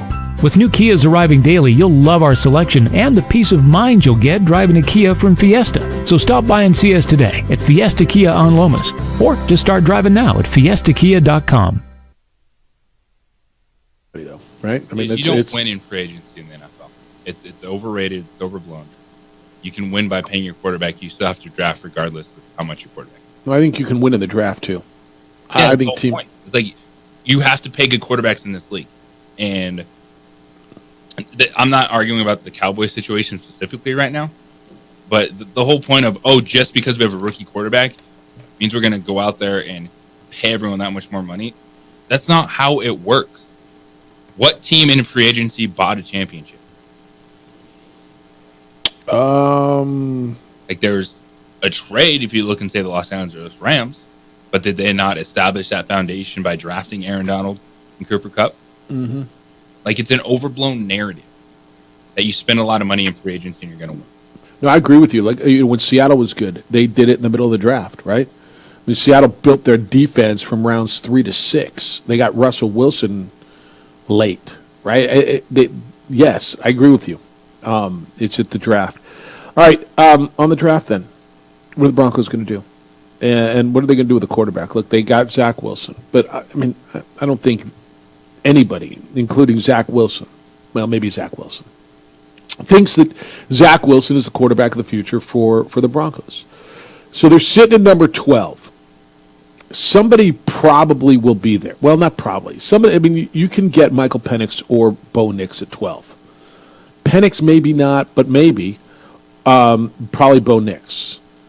But they really like J.J. McCarthy, it sounds like, according to Peyton Manning. Peyton Manning was on radio in Denver yesterday. And he said that Denver's really interested in him, in J.J. McCarthy. J.J. McCarthy would love to be there. He liked his conversations with Sean Payton. He says it's a systematic fit.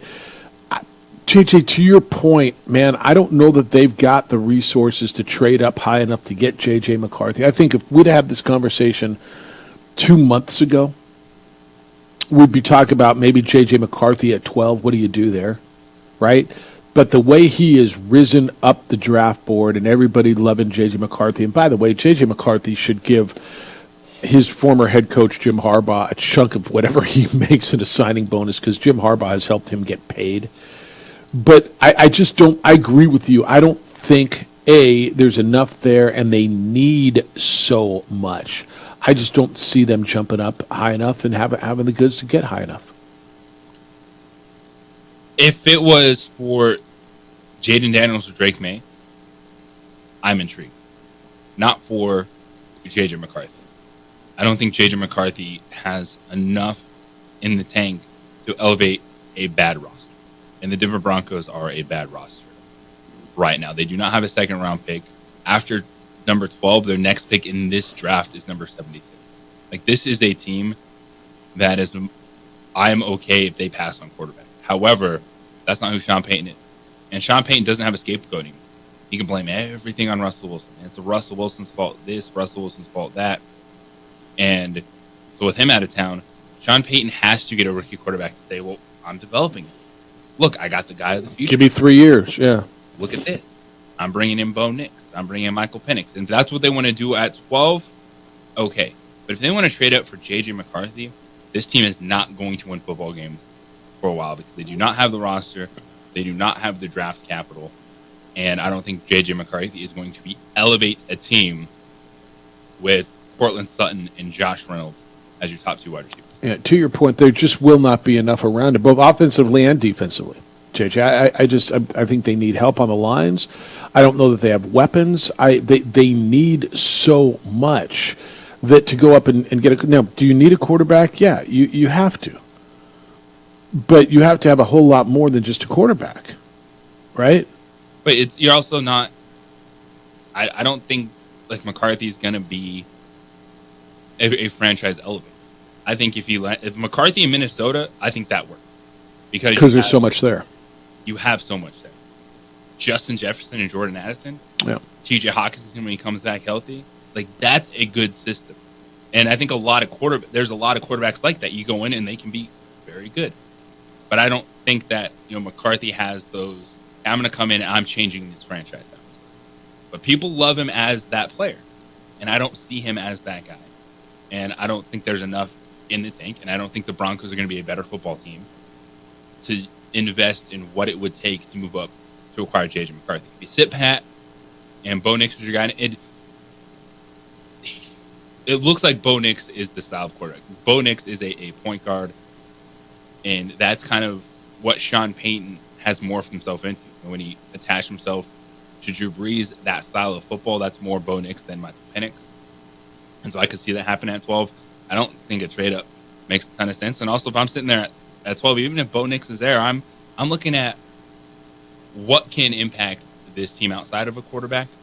And I love Leitu Lata, the edge out of UCLA. I think he's the best pass rusher in this draft, and he could fall to the teens. And I think that would be someone that you really have to look at as being one of those dynamic players in the NFL that can win off the edge, that can drop back in coverage. But I think for Denver, if Bo Nix slides, I could see them potentially trading back, but it really feels like that's the dude. Bo Nix, and how would you feel about Bo Nix? Do you think they take him at 12, or is it worth it? I mean, because you better, with everything you just laid out, with everything you said, and you're not wrong, everything they need. If Bo Nix isn't your dude for the next 8 years, and he may be, he might be great, or he may not be, you better be damn sure of it, because you're passing on something that you really, really need. Yeah, and this is where the difference. Like if I was grabbing one of those top quarterbacks, yeah, you would need a lot, but you're in position to grab one of those guys. Yeah. And people will point out, look at the guys that slipped. You know, Lamar Jackson, even a Jordan Love. Yeah, they went to establish winning franchise. Like, that's why they slipped. That's why when they went that deep, they didn't go to a team that had nothing. They went to, in the 30s, you're looking at playoff teams that are really, really close. Yeah, so to me, I think that's where the purgatory the Broncos are stuck in. It's like, yeah, you want a quarterback, but you're not getting one of those, I think, franchise-changing guys, but you're in a position where you need so much. And you know, this is what Sean Payton was brought to Denver. It wasn't to just win games, but it was fix quarterback. Make something out of quarterback. Well, the dude that you're able to scapegoat all season long, he's not in town. And so what's it going to be? Are you going to really sell the franchise on, you know what? Zach Wilson is better than Michael Penix and Bo Nix, so give me time to develop him. That's what Sean Payton is trying to figure out right now. Well, he better figure it out, because at some point the shine's going to be off, right? I mean, Sean Payton won a Super Bowl. In New Orleans, he had Drew Brees. Drew Brees threw for more yards than anybody in the history of the National Football League. He had that guy. And to your point, he doesn't have that guy yet. He was brought in to have, or at least develop and have, that guy. Ran Russell Wilson out of town. I have no problem with running Russell Wilson out of town. Russell Wilson wasn't very good. You want to blame him for everything? That's fine. You're right, man. You're right. Now it's going to be on you. Now it's yours. You don't have the previous guy to blame. Oh, he was a horrible coach. All right. You don't have the previous quarterback to blame. I was a previous quarterback. He too, gone. Now you better figure it out.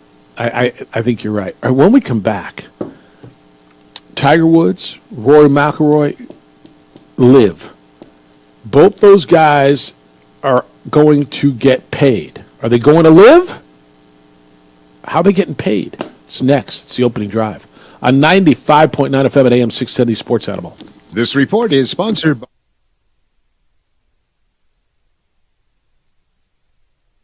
We would like to thank the following sponsors for making this broadcast possible.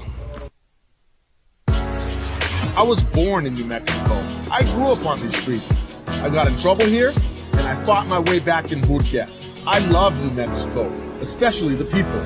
Now I'm using my training, tenacity, and energy to fight for you.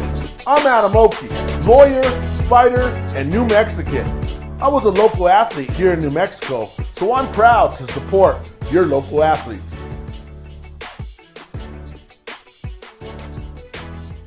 What's going on, Lobo Nation? Ja'Cory Cross-Camara here. And I'm Devin Dampier. The Lobo football team is going through some changes, but we're here to stay. We'll put in the work on the field and in the weight room, but we'll need your help off the field. 505 Sports Adventure is leading the charge in the NIL space. And you can be part of it. You make my heart better. Shorty, she better than all my intentions. Locked in, shorty, you got my attention. CEO, baby, I get you the business. Touchdown and pay you a visit.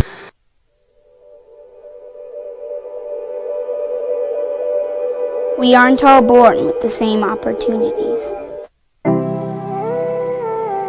But it's the people who care that change everything. Get ready, Sprout, get ready!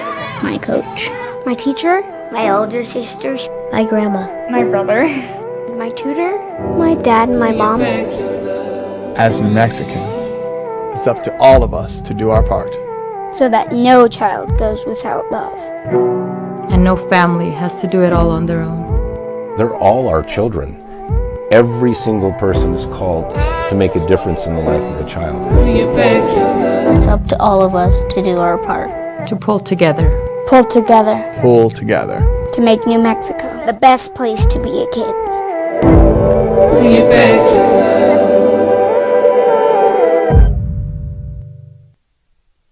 We would like to thank the following sponsors for making this broadcast possible. Hi, I'm Steve Sunker here for Dr. Robert Melendez and the Juliet Eye Institute.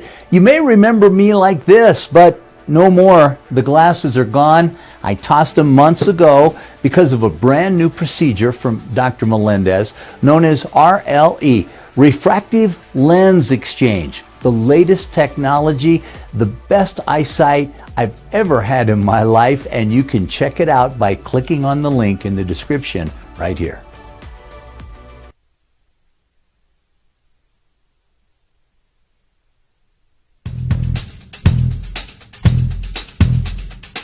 International Protective Services is a proud supporter of ProView Sports and New Mexico Youth Athletics. IPS provides residential and commercial security services in the Albuquerque metro area. For more info, please call 505-897-2420 or visit internationalprotectiveservice.com. Hi, I'm Steve Sunker here for Dr. Robert Melendez and the Juliet Eye Institute. You may remember me like this, but no more. The glasses are gone. I tossed them months ago because of a brand new procedure from Dr. Melendez known as RLE, Refractive Lens Exchange. The latest technology, the best eyesight I've ever had in my life, and you can check it out by clicking on the link in the description right here. I was born in New Mexico. I grew up on these streets. I got in trouble here, and I fought my way back in boot camp. I love New Mexico, especially the people. Now I'm using my training, tenacity, and energy to fight for you. I'm Adam Oki, lawyer, fighter, and New Mexican. I was a local athlete here in New Mexico, so I'm proud to support your local athletes.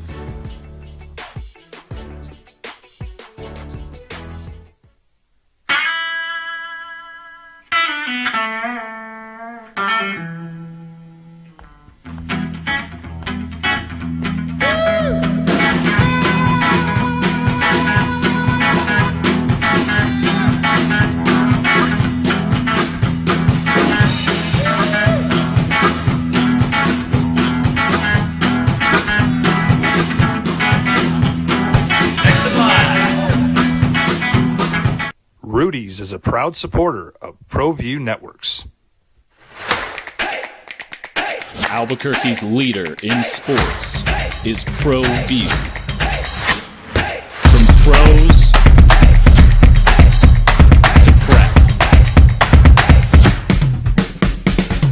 all your favorite action.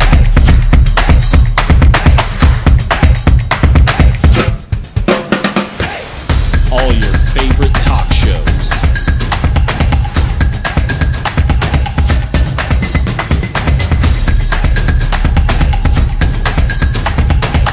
Find it on ProView Networks. Young driver, this one. Hard to get her out. She'd been drinking. This one. Both of them gone. They'd been drinking, and he drove clear off the road. This was my family. Drunk driver hit us. And my wife and our daughter, they didn't make it. Don't sacrifice quality and flavor when you're in a hurry. Golden Pride offers ribs, fried chicken, red and green chili breakfast burritos, and frontier sweet rolls. 4 great locations, or visit us online at goldenprideabq.com.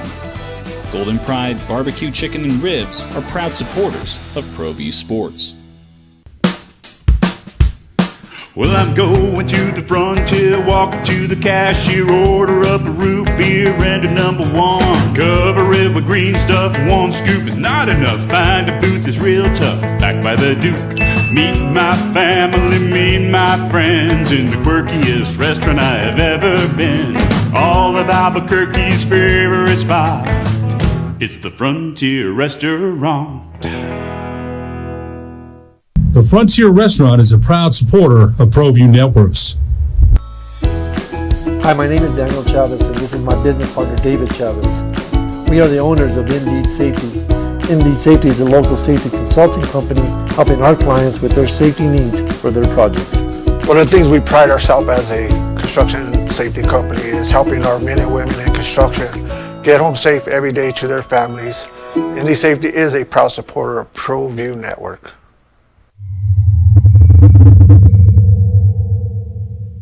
Teenagers love a party, especially during prom and graduation season.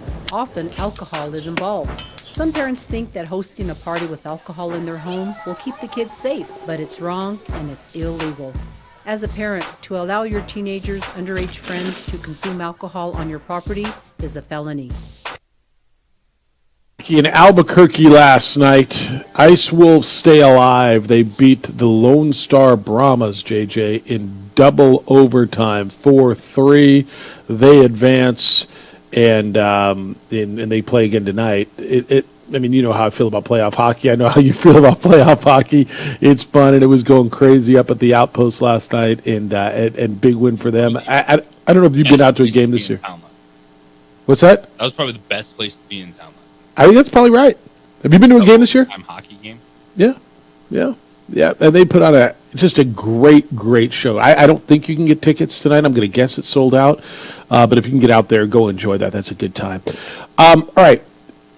It'll pale in comparison to the reported $450 million that John Rahm got to go over to live, or $200 million. We're just pulling crazy numbers that Phil Mickelson got. But JJ, Tiger Woods is now set to receive today an email from Sawgrass, the headquarters for the PGA, to tell him that he will get a $100 million equity from the PGA for staying loyal to the PGA Tour. Rory McIlroy is expected to get something to the tune of $50 million for not joining LIV. And evidently there's a fund of $750 million. And again, I don't know where all this money is coming from. But it's got to be coming from whatever they're doing with the PIF, I would think. But there's like LIV money. Right? It's LIV money, and they didn't go get it. They got just pieces of it. There's evidently $750 million to be split amongst 36 other stars on the PGA who stayed loyal. I don't know what Scottie Scheffler's going to get. You would think he would get more than anybody right now, the way he's playing. But it's I don't know. How do you feel? I mean, you're Rory. You get a call from the PGA here. You got $50 million coming, and I don't know what it's like to get an email or a call that says, "Hey, we're giving you $50 million," because I guess it's got to feel pretty good. Pretty good. But, man, what he left on the table? I guess also how is this making the game better? It's not like, it's just, this is the PGA, these guys were crying, this or that, and Phil Mickelson, one of the things he said, I want to invest more in the game of golf. No, all these dudes just line in their pocket. This is not making the prize bigger. Forever wins whatever tractor company is sponsoring this weekend's golf event. This isn't making the prize pool or more lucrative to stay as a PGA Tour golfer. This is doing nothing. This is just stars getting paid because of who they are. And the whole point of what Phil Mickelson and those guys were crying about was, the game of golf this, the game of golf that. You've done nothing for it. You've just lined your pockets, which is cool. But then don't sit there and complain and cry me a river about this or that, 3 rounds, we all need to be on the same page. Like, all you're doing is the stars are getting richer. The prizes are not going up then. But I think they are. So, a couple of things. I don't think this is about this particular piece here. I don't think this is about making the game better. I agree with you. When Phil Mickelson and those guys went over to LIV and, we want to spread the game and whatever. It's such a bunch of crap. They got paid, and I'm okay with that, and they should just say, man, we got paid. And I got offered $100 or $300 or whatever $100 million to go play on this tour and to play three rounds a week and to play once every 5, whatever they play, whatever. And there were a few of them, like John Rahm said it, right? When John Rahm went, JJ, he said, it's the money, right? You can't turn down that kind of money. Like, good on you, Roy McIlroy, but it's like, my goodness. Okay, what this is about is the PGA trying to say, hey, yeah, because I think now they're close to working something out. To me, this is a precursor that we're close to something's going to happen between PGA and LIV, right? So you're still getting paid by LIV Golf for not going to LIV Golf. Right, and this is, hey, let's ease the pain. I get it, you didn't get the 250 or 300 million, but I'm going to give you, Tiger, here's 100 million. Like, this is, these are kind of like athletes and contracts. Like, it's not my money. I don't care who gives Dak Prescott's the sixth base quarterback versus fifth highest paid quarterback. Mm-hmm. But, like, none of this stuff, what they're trying to throw out there, like, makes me want to watch more golf. Like, I'm actually, outside of the majors, like, I don't care. Like, I'm turned off of golf because of this. Yeah, I don't think you're alone with that. Like, I think and we should be wanting to tune in. Like, Scotty Scheffler is on an incredible run. But you just get this sense that, well, is he playing with the golfers? Look at the golfers over there. Like, and then the PGA Tour, the nonsense from the top about how they tried to blackball everybody. And now the same people they're saying, hey, don't go play for them, don't take their money, is saving them by investing in their product. Like, I don't care. So when they do, and I think we all feel they're going to somehow come back together, right? And those dudes are going to have way more money than the guys who stayed, because they're going to still have that $300 million or $100 million or whatever was given to them to go to LIV. Are you going to feel better? Are you going to, now that it's all unified, are you going to come back? Yeah, like, to me, none of this, and I think it's just so funny that all this ended up being was the players that are making the most money get more. That's how that works, right? The rich get richer. But it was, it's like everywhere else. Wholesome, righteous, let's save the game of golf, PGA Tour this way. Oh, that was all a bunch of crap, and I think everybody knew that. Yes, the Saudis are buying everything. They're buying everybody. They're not buying you, and I don't think they bought me yet. At least they haven't. They haven't offered yet. Because they haven't offered. It's the Opening Drive on 95.9 FM at AM 610, the Sports Animal.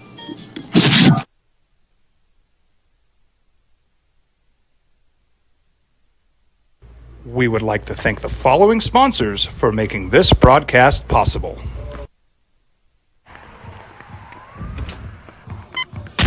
These are more than just the sounds of a safe place to go after school.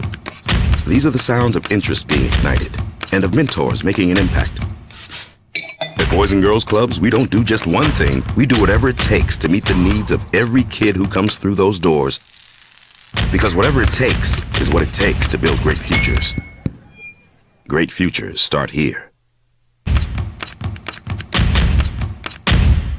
What's going on, Lobo Nation? Ja'Cory Krosky-Miller here. And I'm Devin Dampier. The Lobo football team's going through some changes, but we're here to stay. We'll put in the work on the field and in the weight room, but we'll need your help off the field. 505 Sports Venture is leading the charge in the NIL space. And you can be part of it. Shorty, she better than all my intentions. Locked in, shorty, you got my attention. CEO, baby, I get you the business. Touchdown and pay you a visit. Hey, look, it's Dwight Goodman. Boom! This place is hot. Let's see if anyone needs my help. How about I drive you madman home, huh? I got this, Dwight. I'm the designated driver. Boom. Sweet. Does anyone need Dwight's help getting home tonight? No thanks, Romeo. I've got a taxi all lined up. Drive safe, Dwight. Boom! Boom!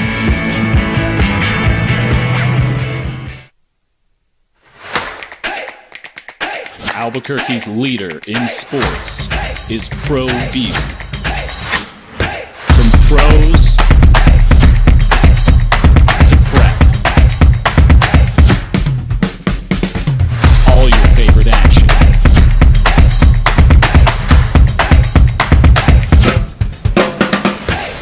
All your favorite talk shows.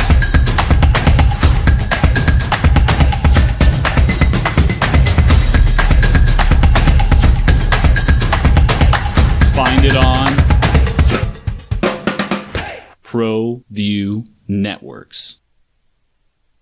These days, it's important to know people and businesses you can trust. There's a lot of places where you can buy a vehicle, but there's only a few local dealerships where you'll find honest people who have your best interests in mind. And Fiesta Kia is one of them. We've been helping our neighbors save money and drive dependable cars for years, and we'd love to help you. With new Kias arriving daily, you'll love our selection and the peace of mind you'll get driving a Kia from Fiesta. So stop by and see us today at Fiesta Kia on Lomas, or just start driving now at fiestakia.com.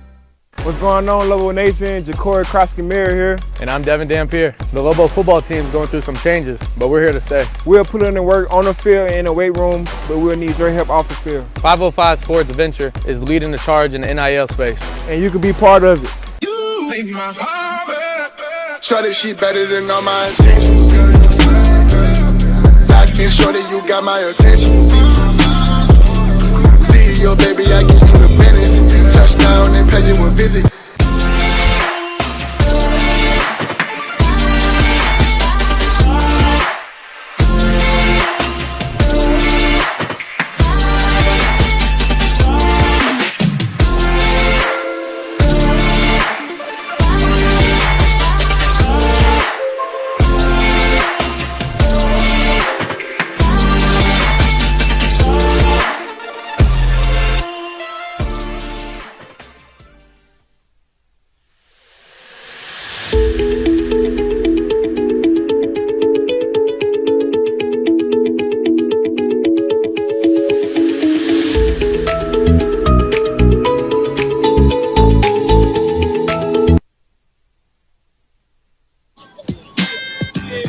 Now, voted the best sports show in New Mexico for 5 years running.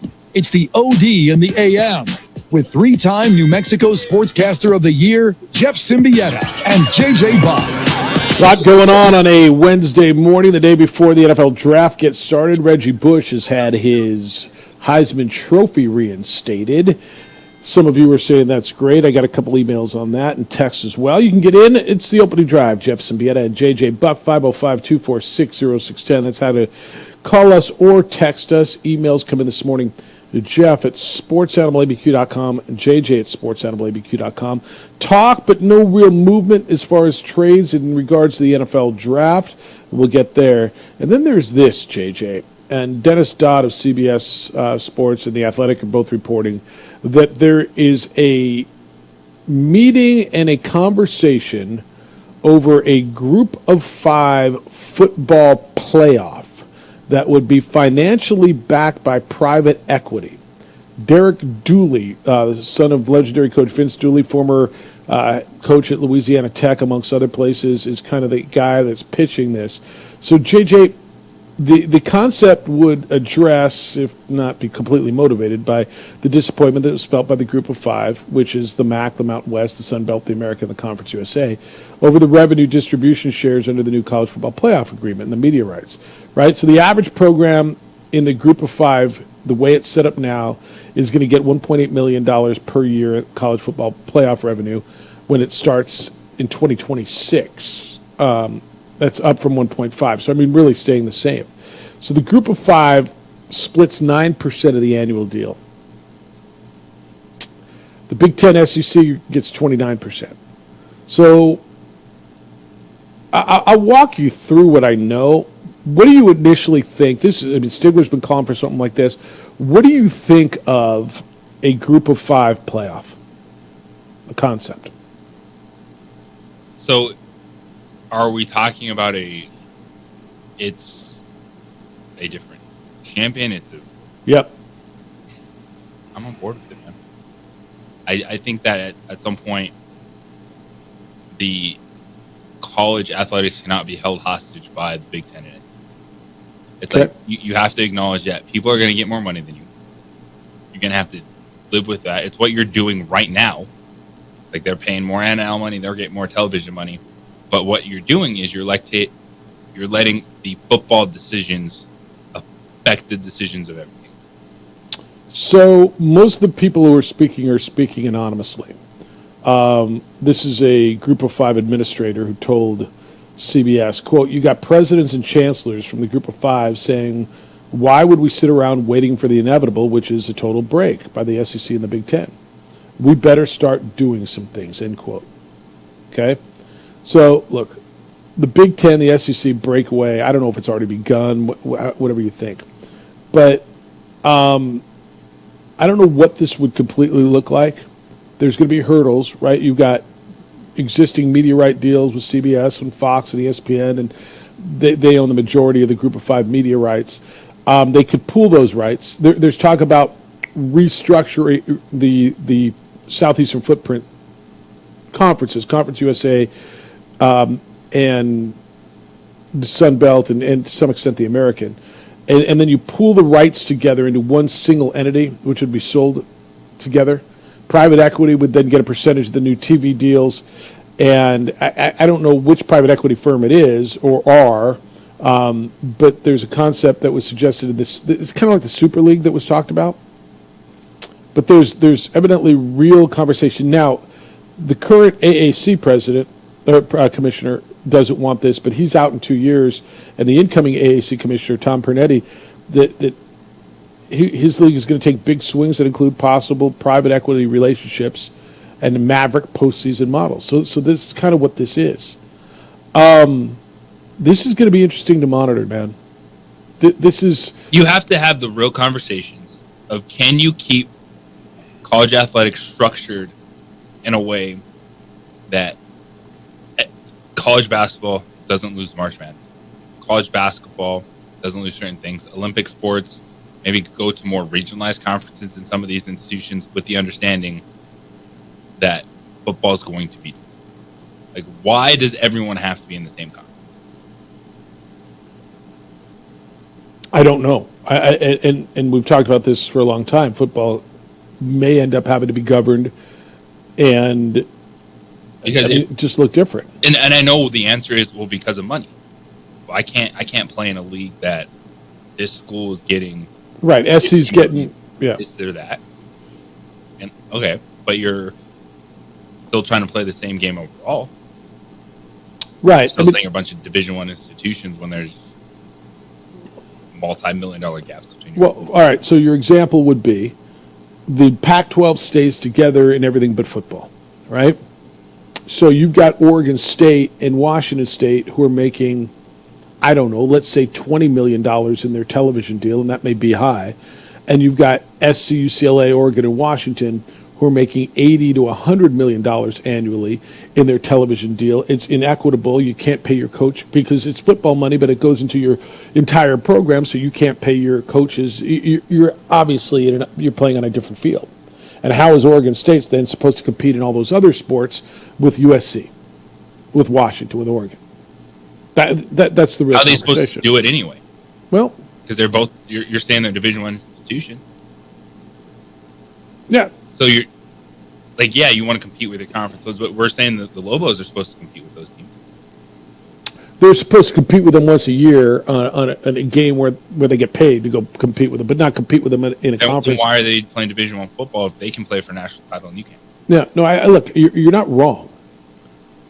But theoretically, you're not competing with them in a conference. You're not competing against them in basketball in a conference. You're not in baseball. Yeah, are you all under the same Division I umbrella when you play for a national championship? Are you yeah, then you are.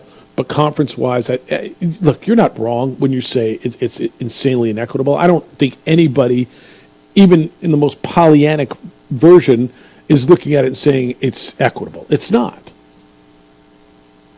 It's just not. I guess at this point, do you keep everything the way it is, but then split football? Because to that point, like everyone in a conference is what you just laid out. They're going to be like, well, how are we supposed to be in conference? How are we supposed to do this? Well, what are we trying to do with this whole thing? Are we trying to say, hey, this is Division I athletics. There's 130 teams. Y'all can compete for the same thing. I guess who is we, right? I mean, you and I will look at this completely different than the commissioners of the SEC and the Big Ten, right? Absolutely. And the membership of those two conferences. They're going to look at it completely differently, and we're having a different conversation. Just keep an eye on this because the Athletic, CBS Sports, they're both reporting that this is, while not yet real, but certainly conversations that are going on. That evidently there was some meetings yesterday, and that the conversation is real in regards to some sort of a group of 5 playoff as this thing goes on. So keep an eye on it, and I don't know what it's going to mean. It may mean a drastic shift. It may mean absolutely nothing, but it's something that's real. Dylan Edwards, the top running back from Colorado, entering the transfer portal. Did you see that? What do you make of guys leaving Colorado and talking junk?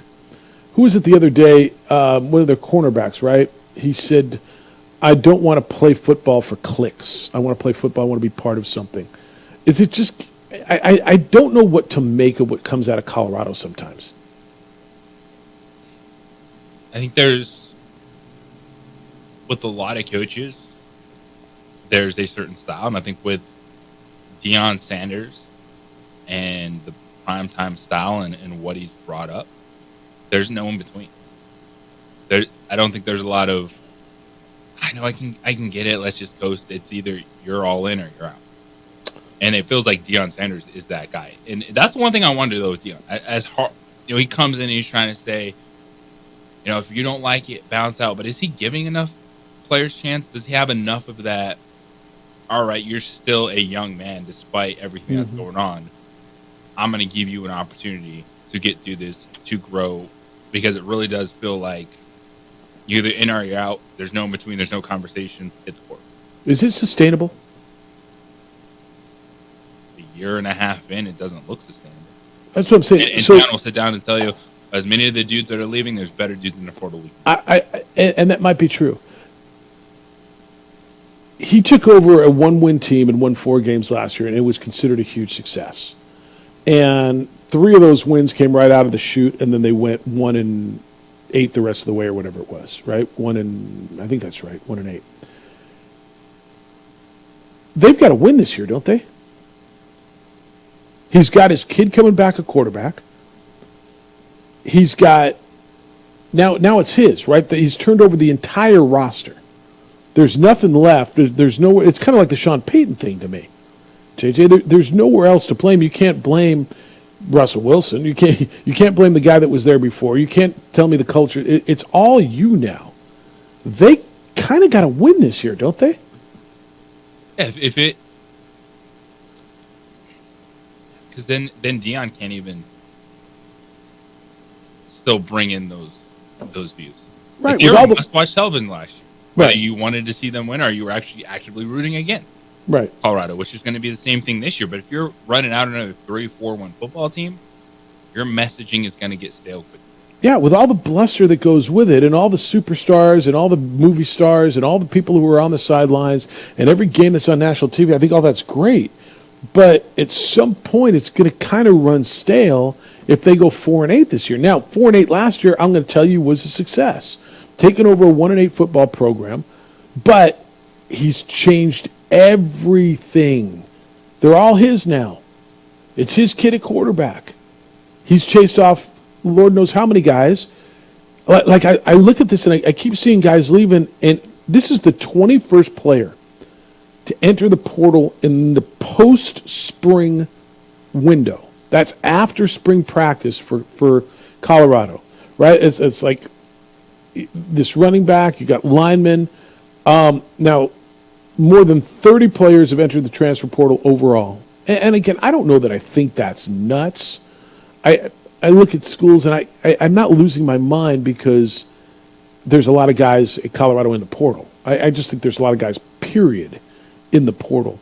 It feels like it's a really big year up there, and they would tell you it's only your second year. Why is that doing that? Yeah, and this is one where the headline, it's easy to look at CU and go, see, Deion doesn't know what he's doing. But then you take a step back and you say, what are the numbers overall per team? And that's where Deion can then come out and say, well, yeah, we're losing these guys, but guess who we're going to bring in? Well, to that, I mean, that's the off-season game you can play, but then you get to the season, you run a 3-4-1 football team out there. No one's listening to your nonsense. Stars ain't showing up to the sideline anymore. Even with Deion Sanders as head coach. No, I mean, you look at it, right? You got one of the best pass rushers who were out there, a guy from Pittsburgh named Deion Hayes. They got an Ohio State defensive line transfer named Ryan Buell, which should help them up front. They got an offensive line transfer, a guy named Peyton Kirkland from Texas. So they got an Ohio State running back. They got plenty of guys coming in. It's just, boy, the turnover, and I don't know. We used to hear about continuity, and I don't even think that's a word that's in the vocabulary anymore, right? No, it's not. Yeah. All right, 505-246-0610, 888-922-0610. Keep them coming this morning. When we come back, the latest on the rumor mill surrounding the draft, who's moving up, who needs to move up. Jayden Daniels has 2 ideal landing spots in his dream world. Where are those landing spots, and will one of them come to fruition? It's the opening drive on 95.9 FM and AM 610, the Sports Animal. Last year, you gave us books, and we gave you...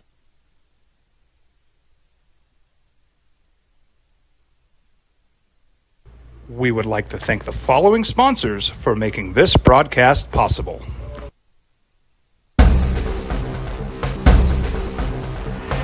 A burglary takes place in the United States approximately every 15 seconds. International Protective Service is your answer for commercial and residential security in all of Albuquerque. IPS will work with your monitoring company for fast, reliable response times. You can rest easy knowing you, your family, or your company is watched over by International Protective Service. Call International Protective Service today.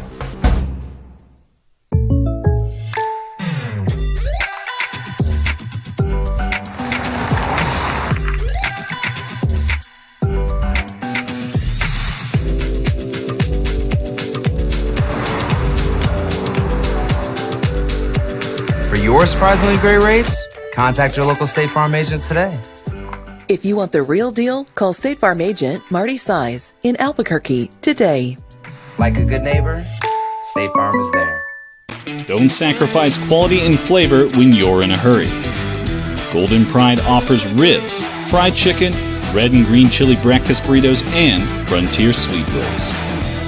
4 great locations, or visit us online at goldenprideabq.com. Golden Pride Barbecue Chicken and Ribs are proud supporters of ProView Sports. If you're drunk, blasted, intoxicated, ripped, plastered, destroyed, bruh. If you're like this, you shouldn't be driving. Young driver, this one. Hard to get her out. She'd been drinking. This one. Both of them gone. They'd been drinking, and he drove clear off the road. This was my family. Drunk driver hit us. And my wife and our daughter, they didn't make it.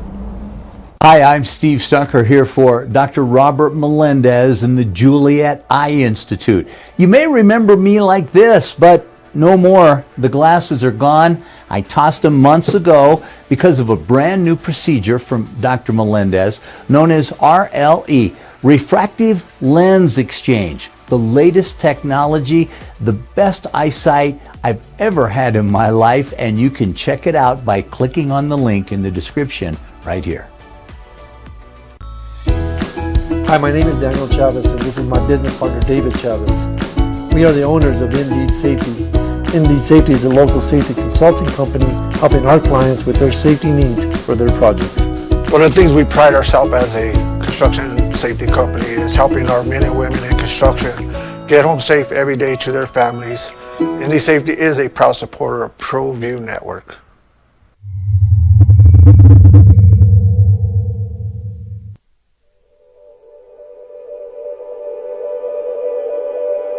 We aren't all born with the same opportunities.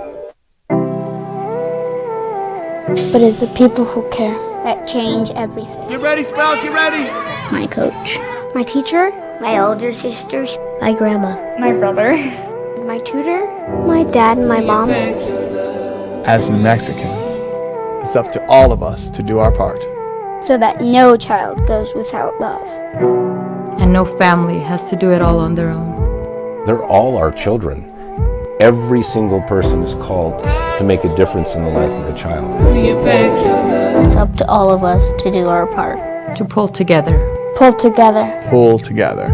To make New Mexico the best place to be a kid.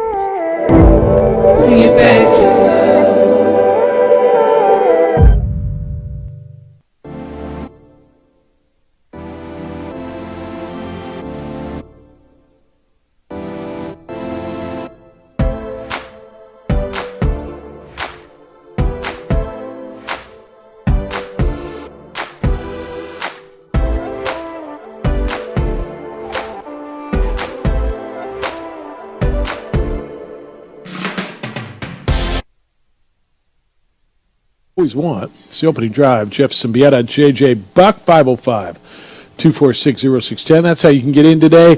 Emails and coming to Jeff at sportsanimалabq.com and JJ at sportsanimалabq.com.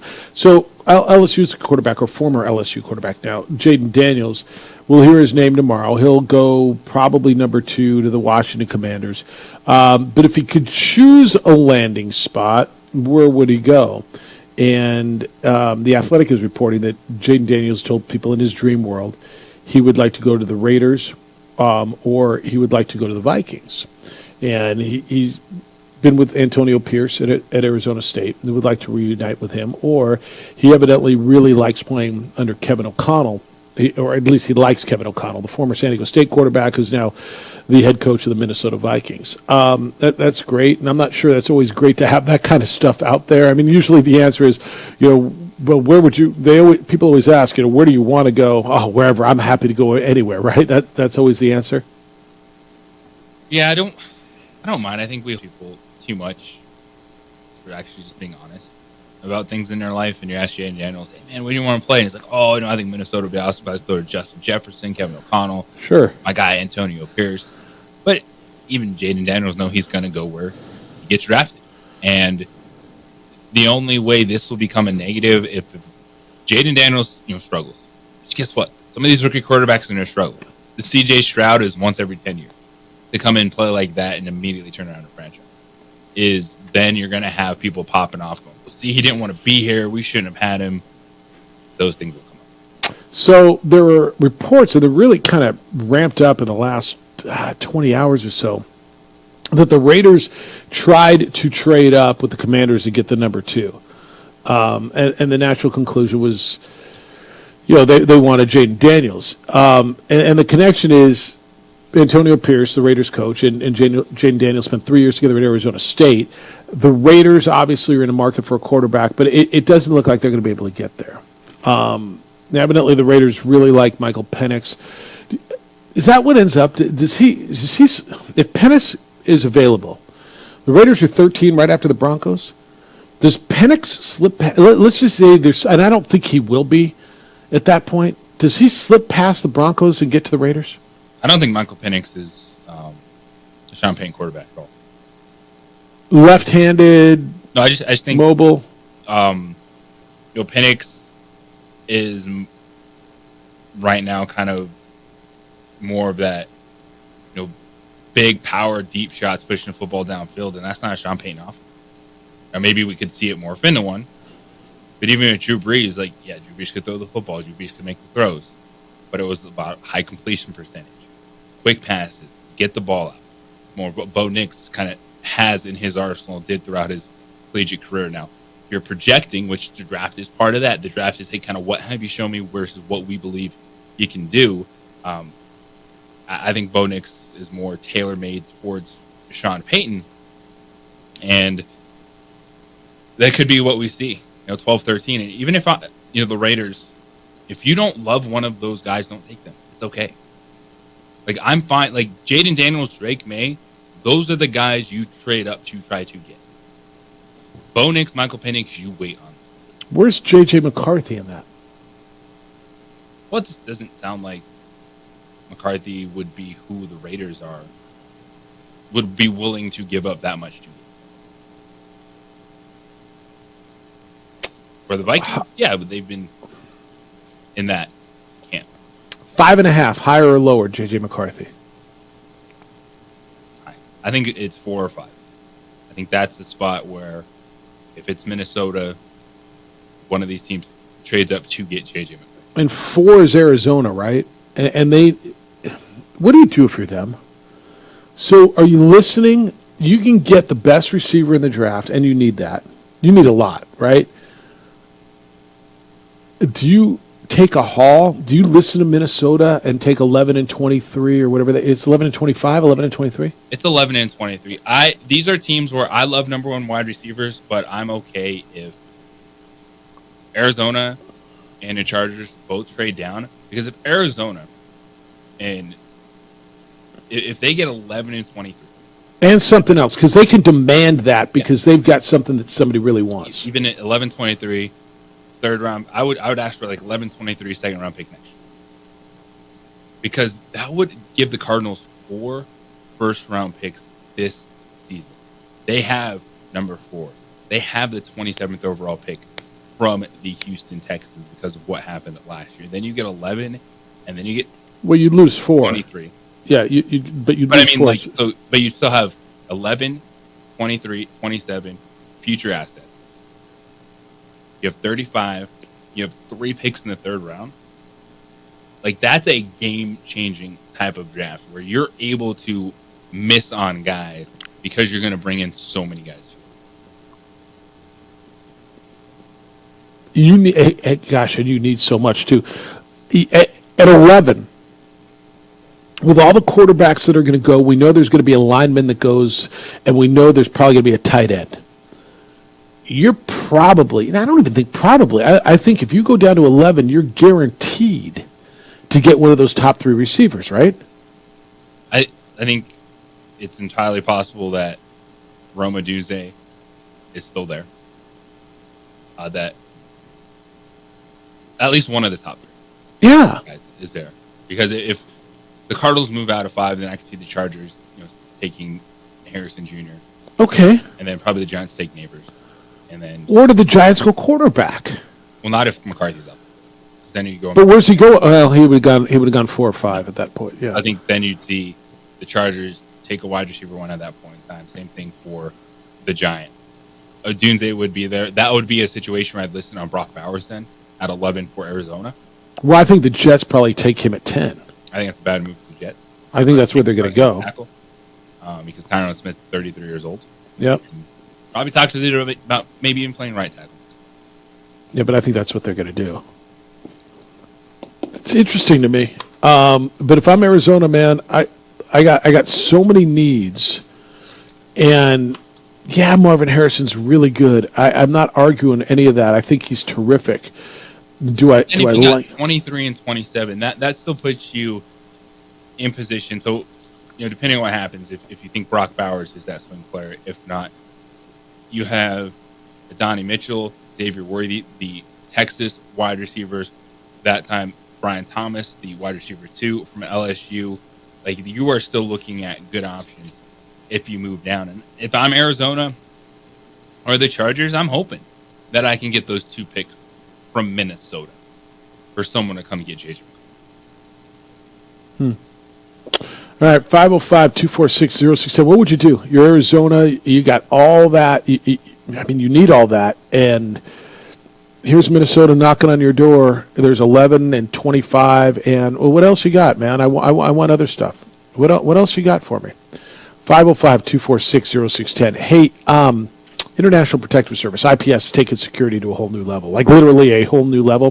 So for 18 years now, IPS has offered standing guards, 24-hour patrols to protect homes and businesses in Albuquerque, and they recently launched their service up in Santa Fe. But now IPS Global Aviation is using a fleet of drones with high-definition cameras and analytics software to exceed security expectations. So with the drones, IPS can monitor your next event they can track emergency response, and they'll follow criminal activity that you can't see as well from the ground. The drones include thermal imaging, so IPS can help with eyes in the sky during the wildfire season. It's unmatched ability to watch from the air. And on the ground, IPS continues to use highly trained armed officers to watch homes and businesses, and that means so much to you if you're a homeowner or a business owner. They install cameras. They monitor them around the clock to deter criminal activity around the property.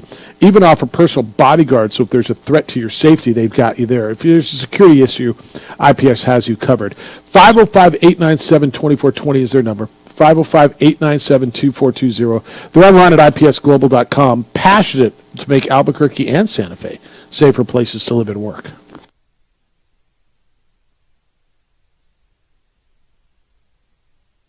We would like to thank the following sponsors for making this broadcast possible.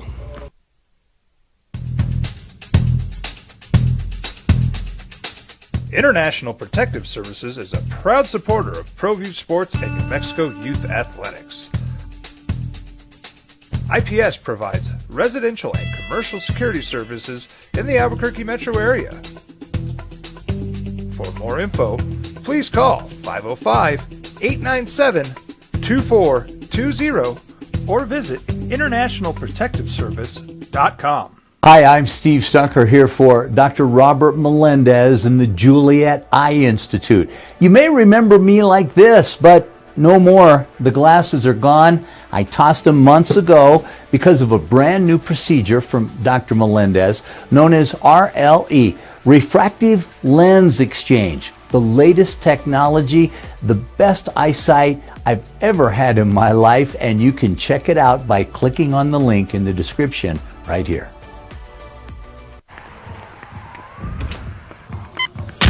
These are more than just the sounds of a safe place to go after school. These are the sounds of interest being ignited and of mentors making an impact. At Boys and Girls Clubs, we don't do just one thing. We do whatever it takes to meet the needs of every kid who comes through those doors. Because whatever it takes is what it takes to build great futures. Great futures start here.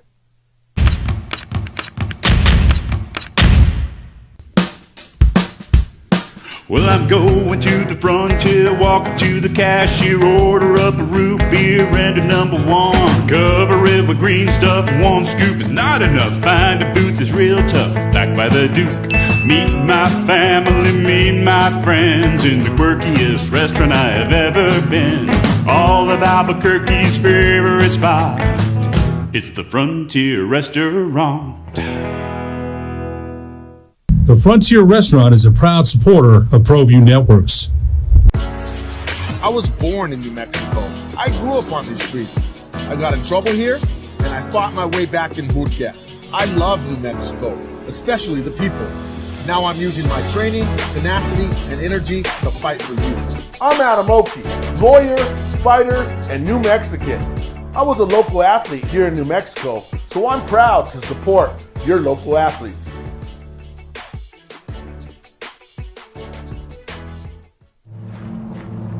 Young driver, this one. Hard to get her out.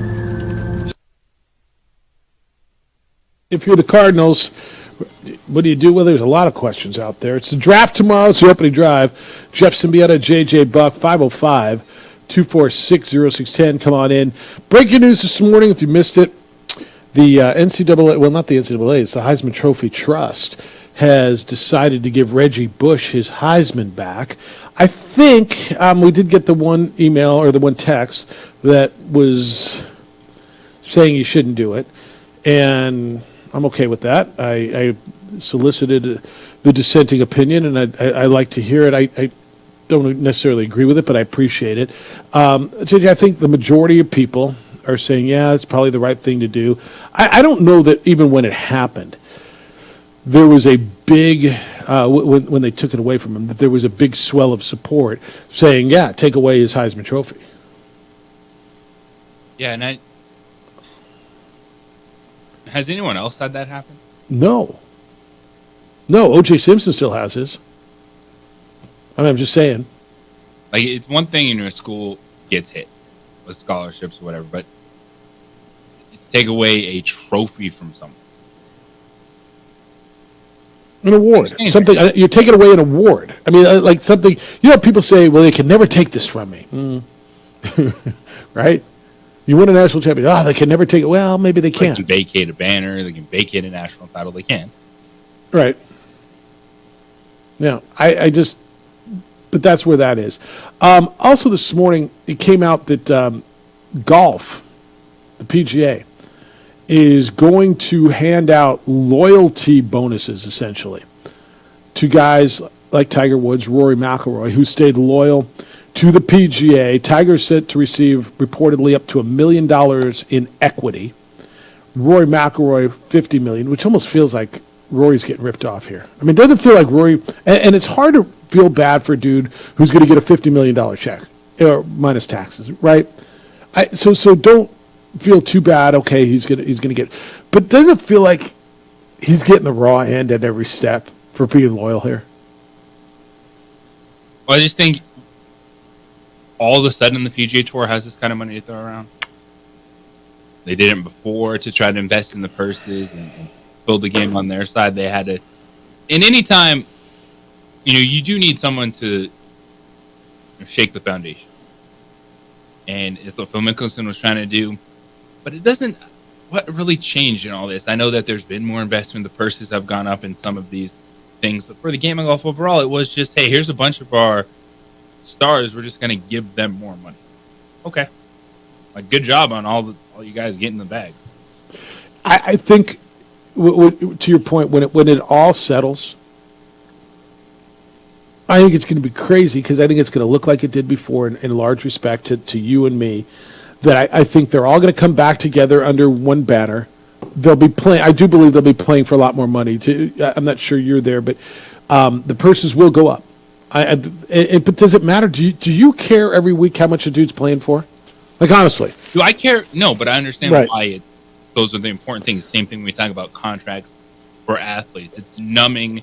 Fans don't care. Fans, it's the whole shut up and dribble, but it's a part of the process. Yep. Business model. Yep. So you and I are on the same page. And necessarily we don't care, but all that said, we're going to watch the same thing. And what's going to have changed? These dudes, many of them are going to be enormously more wealthy. Some of them much more wealthy. And they'll play for more, and we're going to go back and watch the same thing after all the crap that just went down. And, it's all for the betterment of the game. Is it? Look, let me just tell you something. And it's for the betterment of those. But ultimately, when I'm watching sport, I want to watch the best compete. There is a reason that the XFL, UFL have been there, done that, trying to merge. Because football is not just football. You can't sell football. You can sell the NFL. You can sell college football. It's a great point. And this is a thing for golf. Yeah, we all play golf. Golf courses are packed. But it doesn't mean you're just going to be watching golf all the time. But you will watch the best play golf. And that's what the game is. I think you hit it so dead on. So, for the betterment of the game, look, the game has grown. It has. Now, has it grown on TV? It did for a long time. The numbers of the Masters evidently took a big hit this year. I agree with you. I want to see the best play the best. I do. And with all due respect to whatever Liv is doing, JJ, I don't think I've watched 2 holes of Liv Golf. Like, honestly, I don't know what the broadcast... The very first week, I kind of tuned in online, wherever it was, but I don't even know that I get the... What's it, CW? I don't even know... Like, is it still blacked out on my DirecTV? Because last I checked, I couldn't watch it. And I don't know when they play. I know the PGA is on every week. I know where to go. I can watch it every week. I think eventually they're all going to come back together, and golf is going to probably look like it did 5, 6, 7 years ago before this whole thing. Dudes are just going to be way richer. So I just think that's where it is. A little NFL stuff for you, law stuff. Dalvin Cook, who's now a former NFL running back. It's kind of weird to me, isn't it? It was a year ago that Dalvin Cook was still a top-tier running back in the NFL.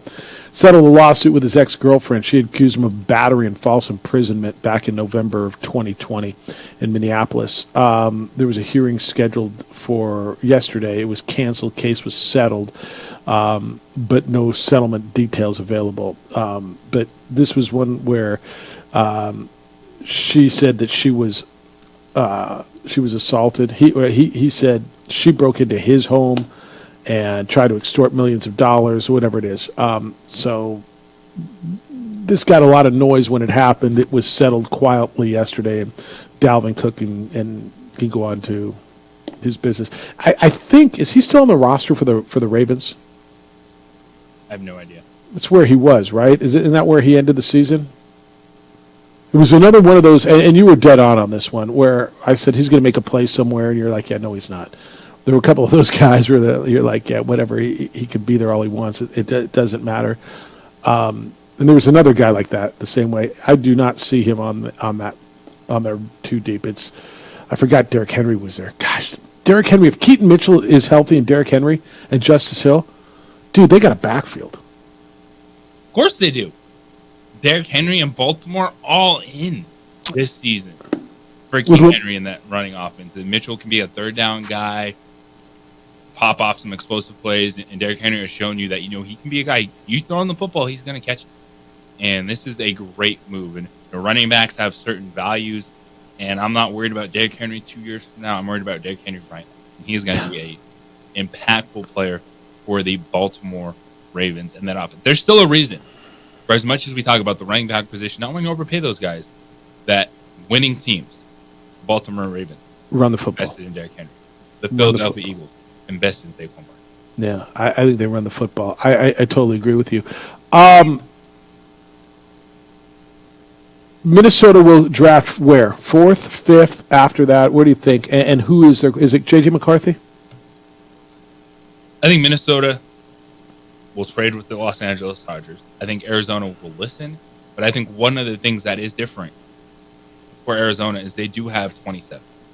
And so for them having the 27th pick in the first round, they can get the best player available to them, which I believe would probably be Marvin Harrison Jr., and still add, as opposed to the Chargers in looking at what they've done, and that's, they've trimmed a lot of fat off the edges.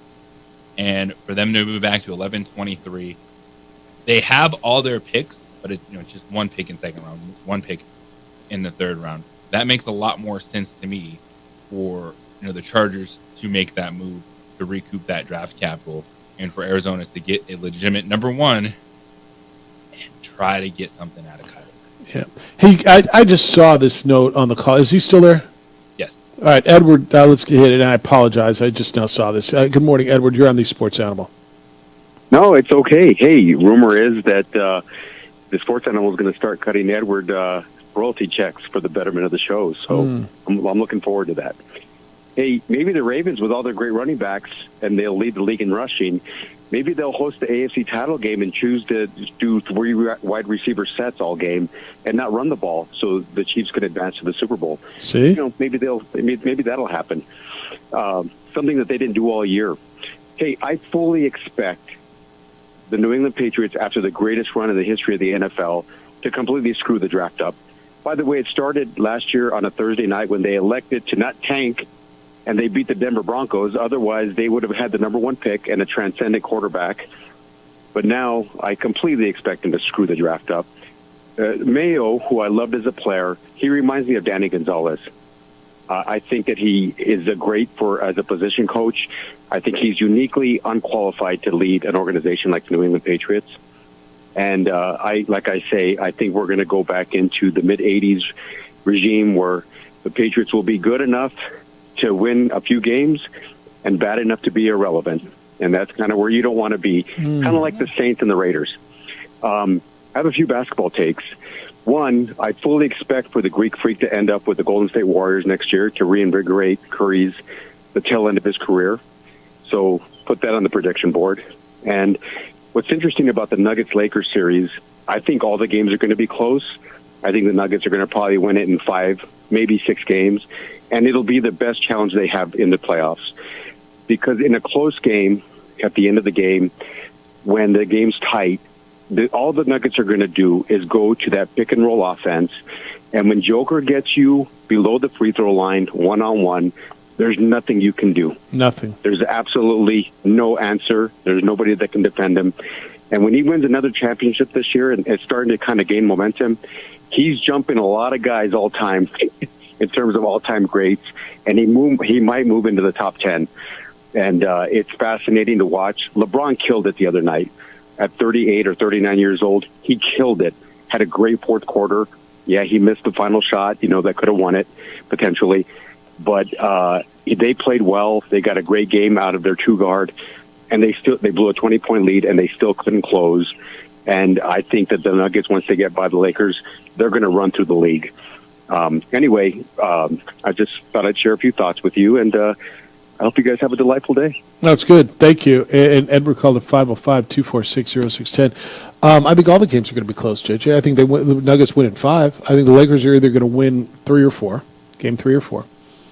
And I think it's the Nuggets in 5. But, man, oh, man, look, if you're the Lakers going back, Bourne just said Nuggets are 1.5-point favorites at the Forum. This is kind of a must-win for the guys in gold, right? Yeah, it's not kind of. Yeah, they got to win.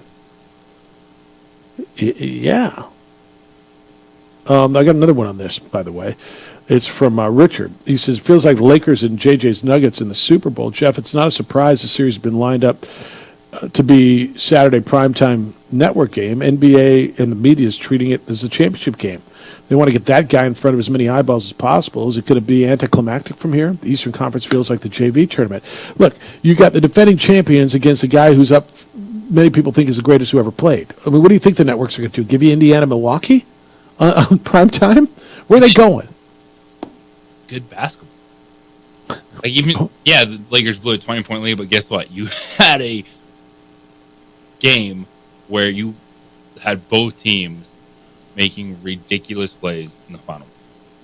No. I mean, it's the shot that could end up changing this whole series is the Michael Porter Jr. thing. After the offensive rebound by Aaron Gordon. Jokic just throws something up. Gordon grabs it, tosses it out, and Porter Jr. nails it. Tied at 95. Yeah. All right, we'll wrap it up. Everything you got to know as you go through your Wednesday next. It's the opening drive on 95.9 FM at AM 610 Sports Animal.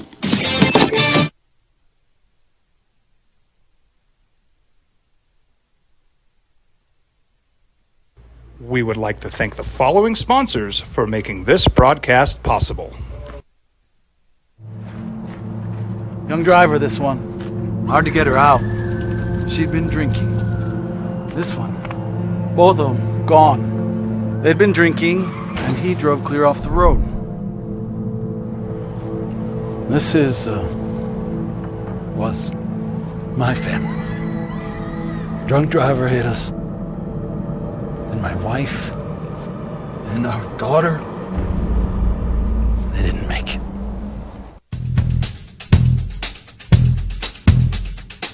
International Protective Services is a proud supporter of ProView Sports and New Mexico Youth Athletics. IPS provides residential and commercial security services in the Albuquerque metro area. For more info, please call 505-897-2420 or visit internationalprotectiveservice.com.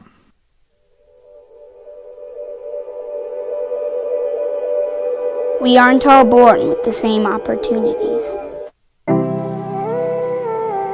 But it's the people who care that change everything. Get ready, Sprout, get ready!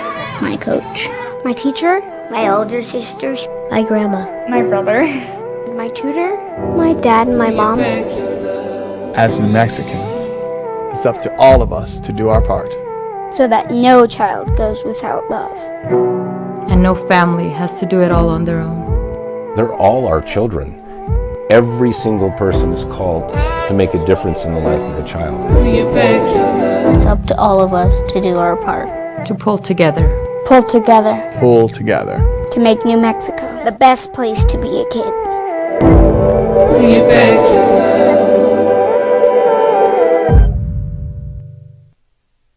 We would like to thank the following sponsors for making this broadcast possible. I was born in New Mexico. I grew up on these streets. I got in trouble here, and I fought my way back in Burquia.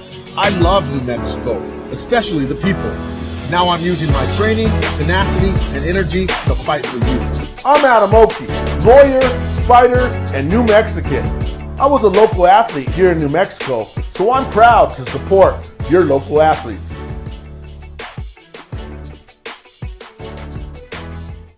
We would like to thank the following sponsors for making this broadcast possible. Everguard Roofing and Solar. For nearly 20 years, Everguard Roofing and Solar has been working with New Mexicans to enhance their homes and businesses.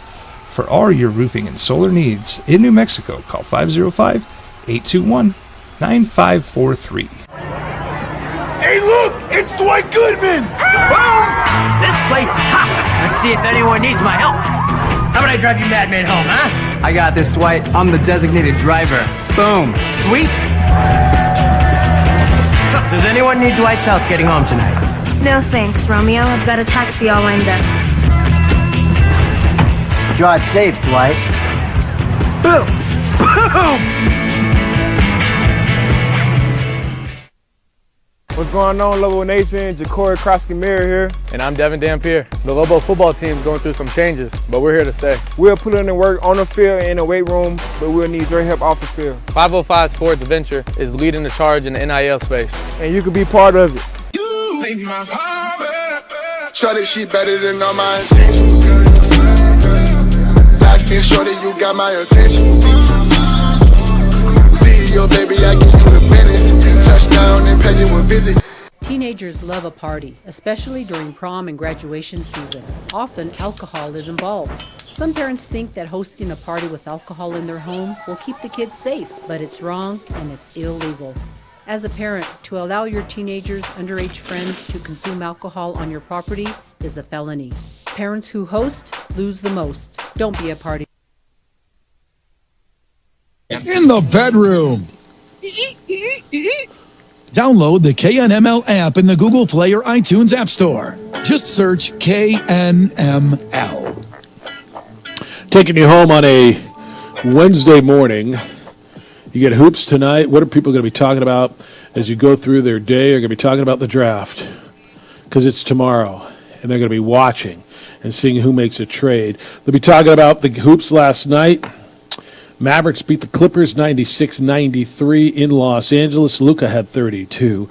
They'll be talking about Minnesota putting Phoenix down in the NBA, down 2-0, 105-93, and the Pacers beating Milwaukee 125-108. Certainly going to be conversation today about Reggie Bush getting his Heisman back. The Heisman Trust announced this morning that it will reinstate the Heisman Trophy to the former USC star who was taken away in 2010. And they will be talking about what Jerry Jones had. Tiger Woods getting $100 million in loyalty bonus. Roy getting 50. And yeah, thanks for sticking around. And I think that's kind of going to be what people are talking about. You down with that? Down with the signal. All right. We didn't talk a lot about this, and I think people around the Boracay will be talking about this. Lobos and VCU, Virginia Commonwealth, will initiate a home-and-home basketball series starting next year. The former Utah State coach, Odom, is at VCU. And he and Richard Pitino, it'll start next year on the 18th of December at the Pit. They'll go back to Virginia next year. This is a good team out of the American. Not the American, out of the A-10, right? A-10? Yes. Is that right? And a good program as you strengthen your non-conference. So you've got St. John's at Madison Square Garden. You got VCU. You got a multi-team event that'll have St. Mary's, USC, and Arizona State in it. And you're beefing up your schedule. I think the message was heard loud and clear when the NCAA selection committee said New Mexico was a bid stealer, that they would not have gotten in the tournament if they didn't win the conference tournament. And I really like these matchups. And going against A-10 teams, I like that. I'd be making calls to everyone atop that league. Richmond, Loyola, Duquesne coming off what they did.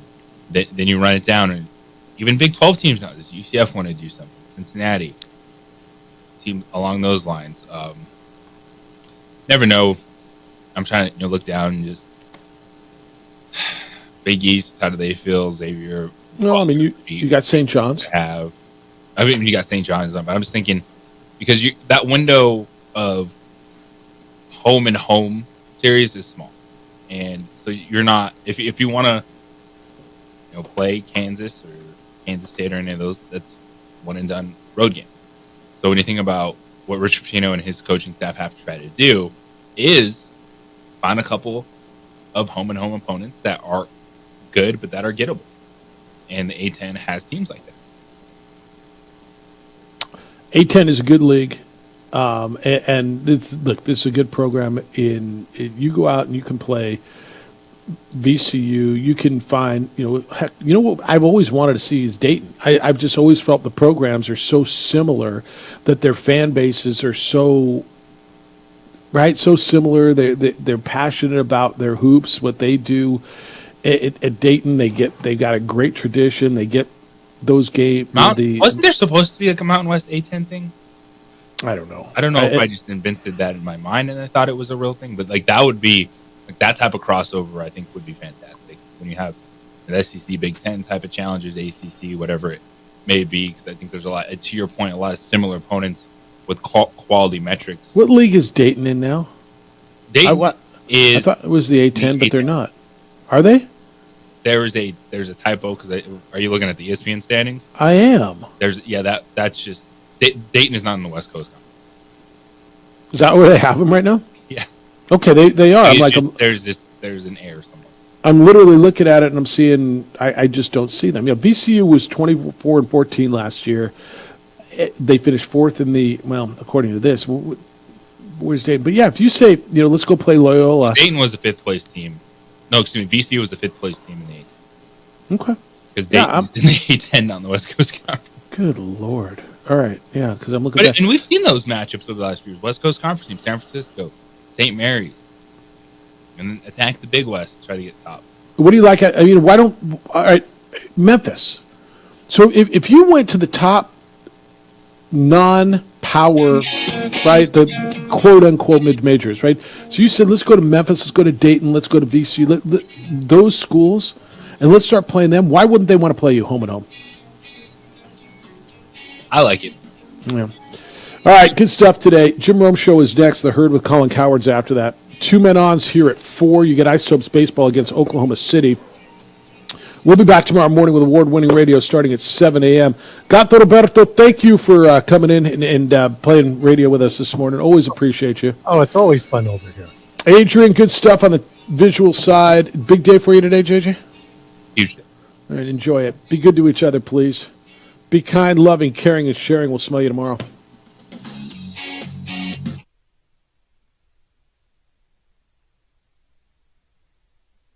We would like to thank the following sponsors for making this broadcast possible. Young driver, this one. Hard to get her out. She'd been drinking. This one. Both of them gone. They'd been drinking, and he drove clear off the road. This was my family. Drunk driver hit us. And my wife and our daughter, they didn't make it. Don't sacrifice quality and flavor when you're in a hurry. Golden Pride offers ribs, fried chicken, red and green chili breakfast burritos, and Frontier sweet rolls.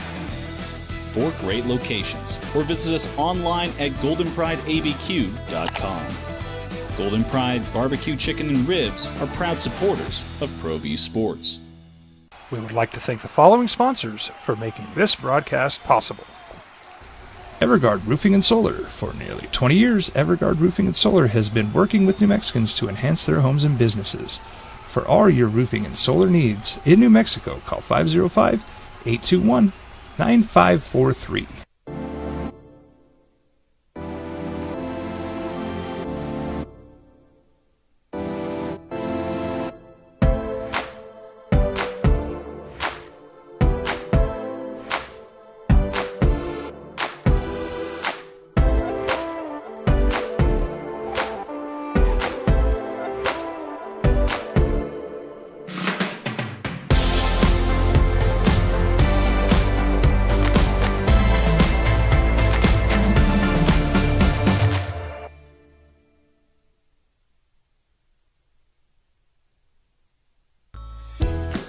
Hi, my name is Daniel Chavez, and this is my business partner, David Chavez. We are the owners of Indeed Safety. Indie Safety is a local safety consulting company helping our clients with their safety needs for their projects. One of the things we pride ourselves as a construction safety company is helping our men and women in construction get home safe every day to their families. Indie Safety is a proud supporter of ProView Network.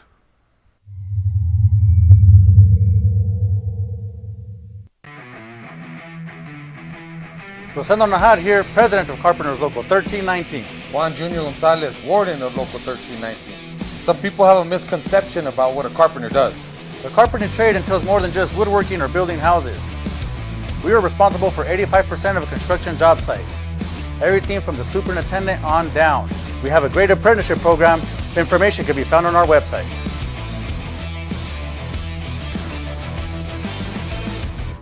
Teenagers love a party, especially during prom and graduation season. Often, alcohol is involved. Some parents think that hosting a party with alcohol in their home will keep the kids safe, but it's wrong and it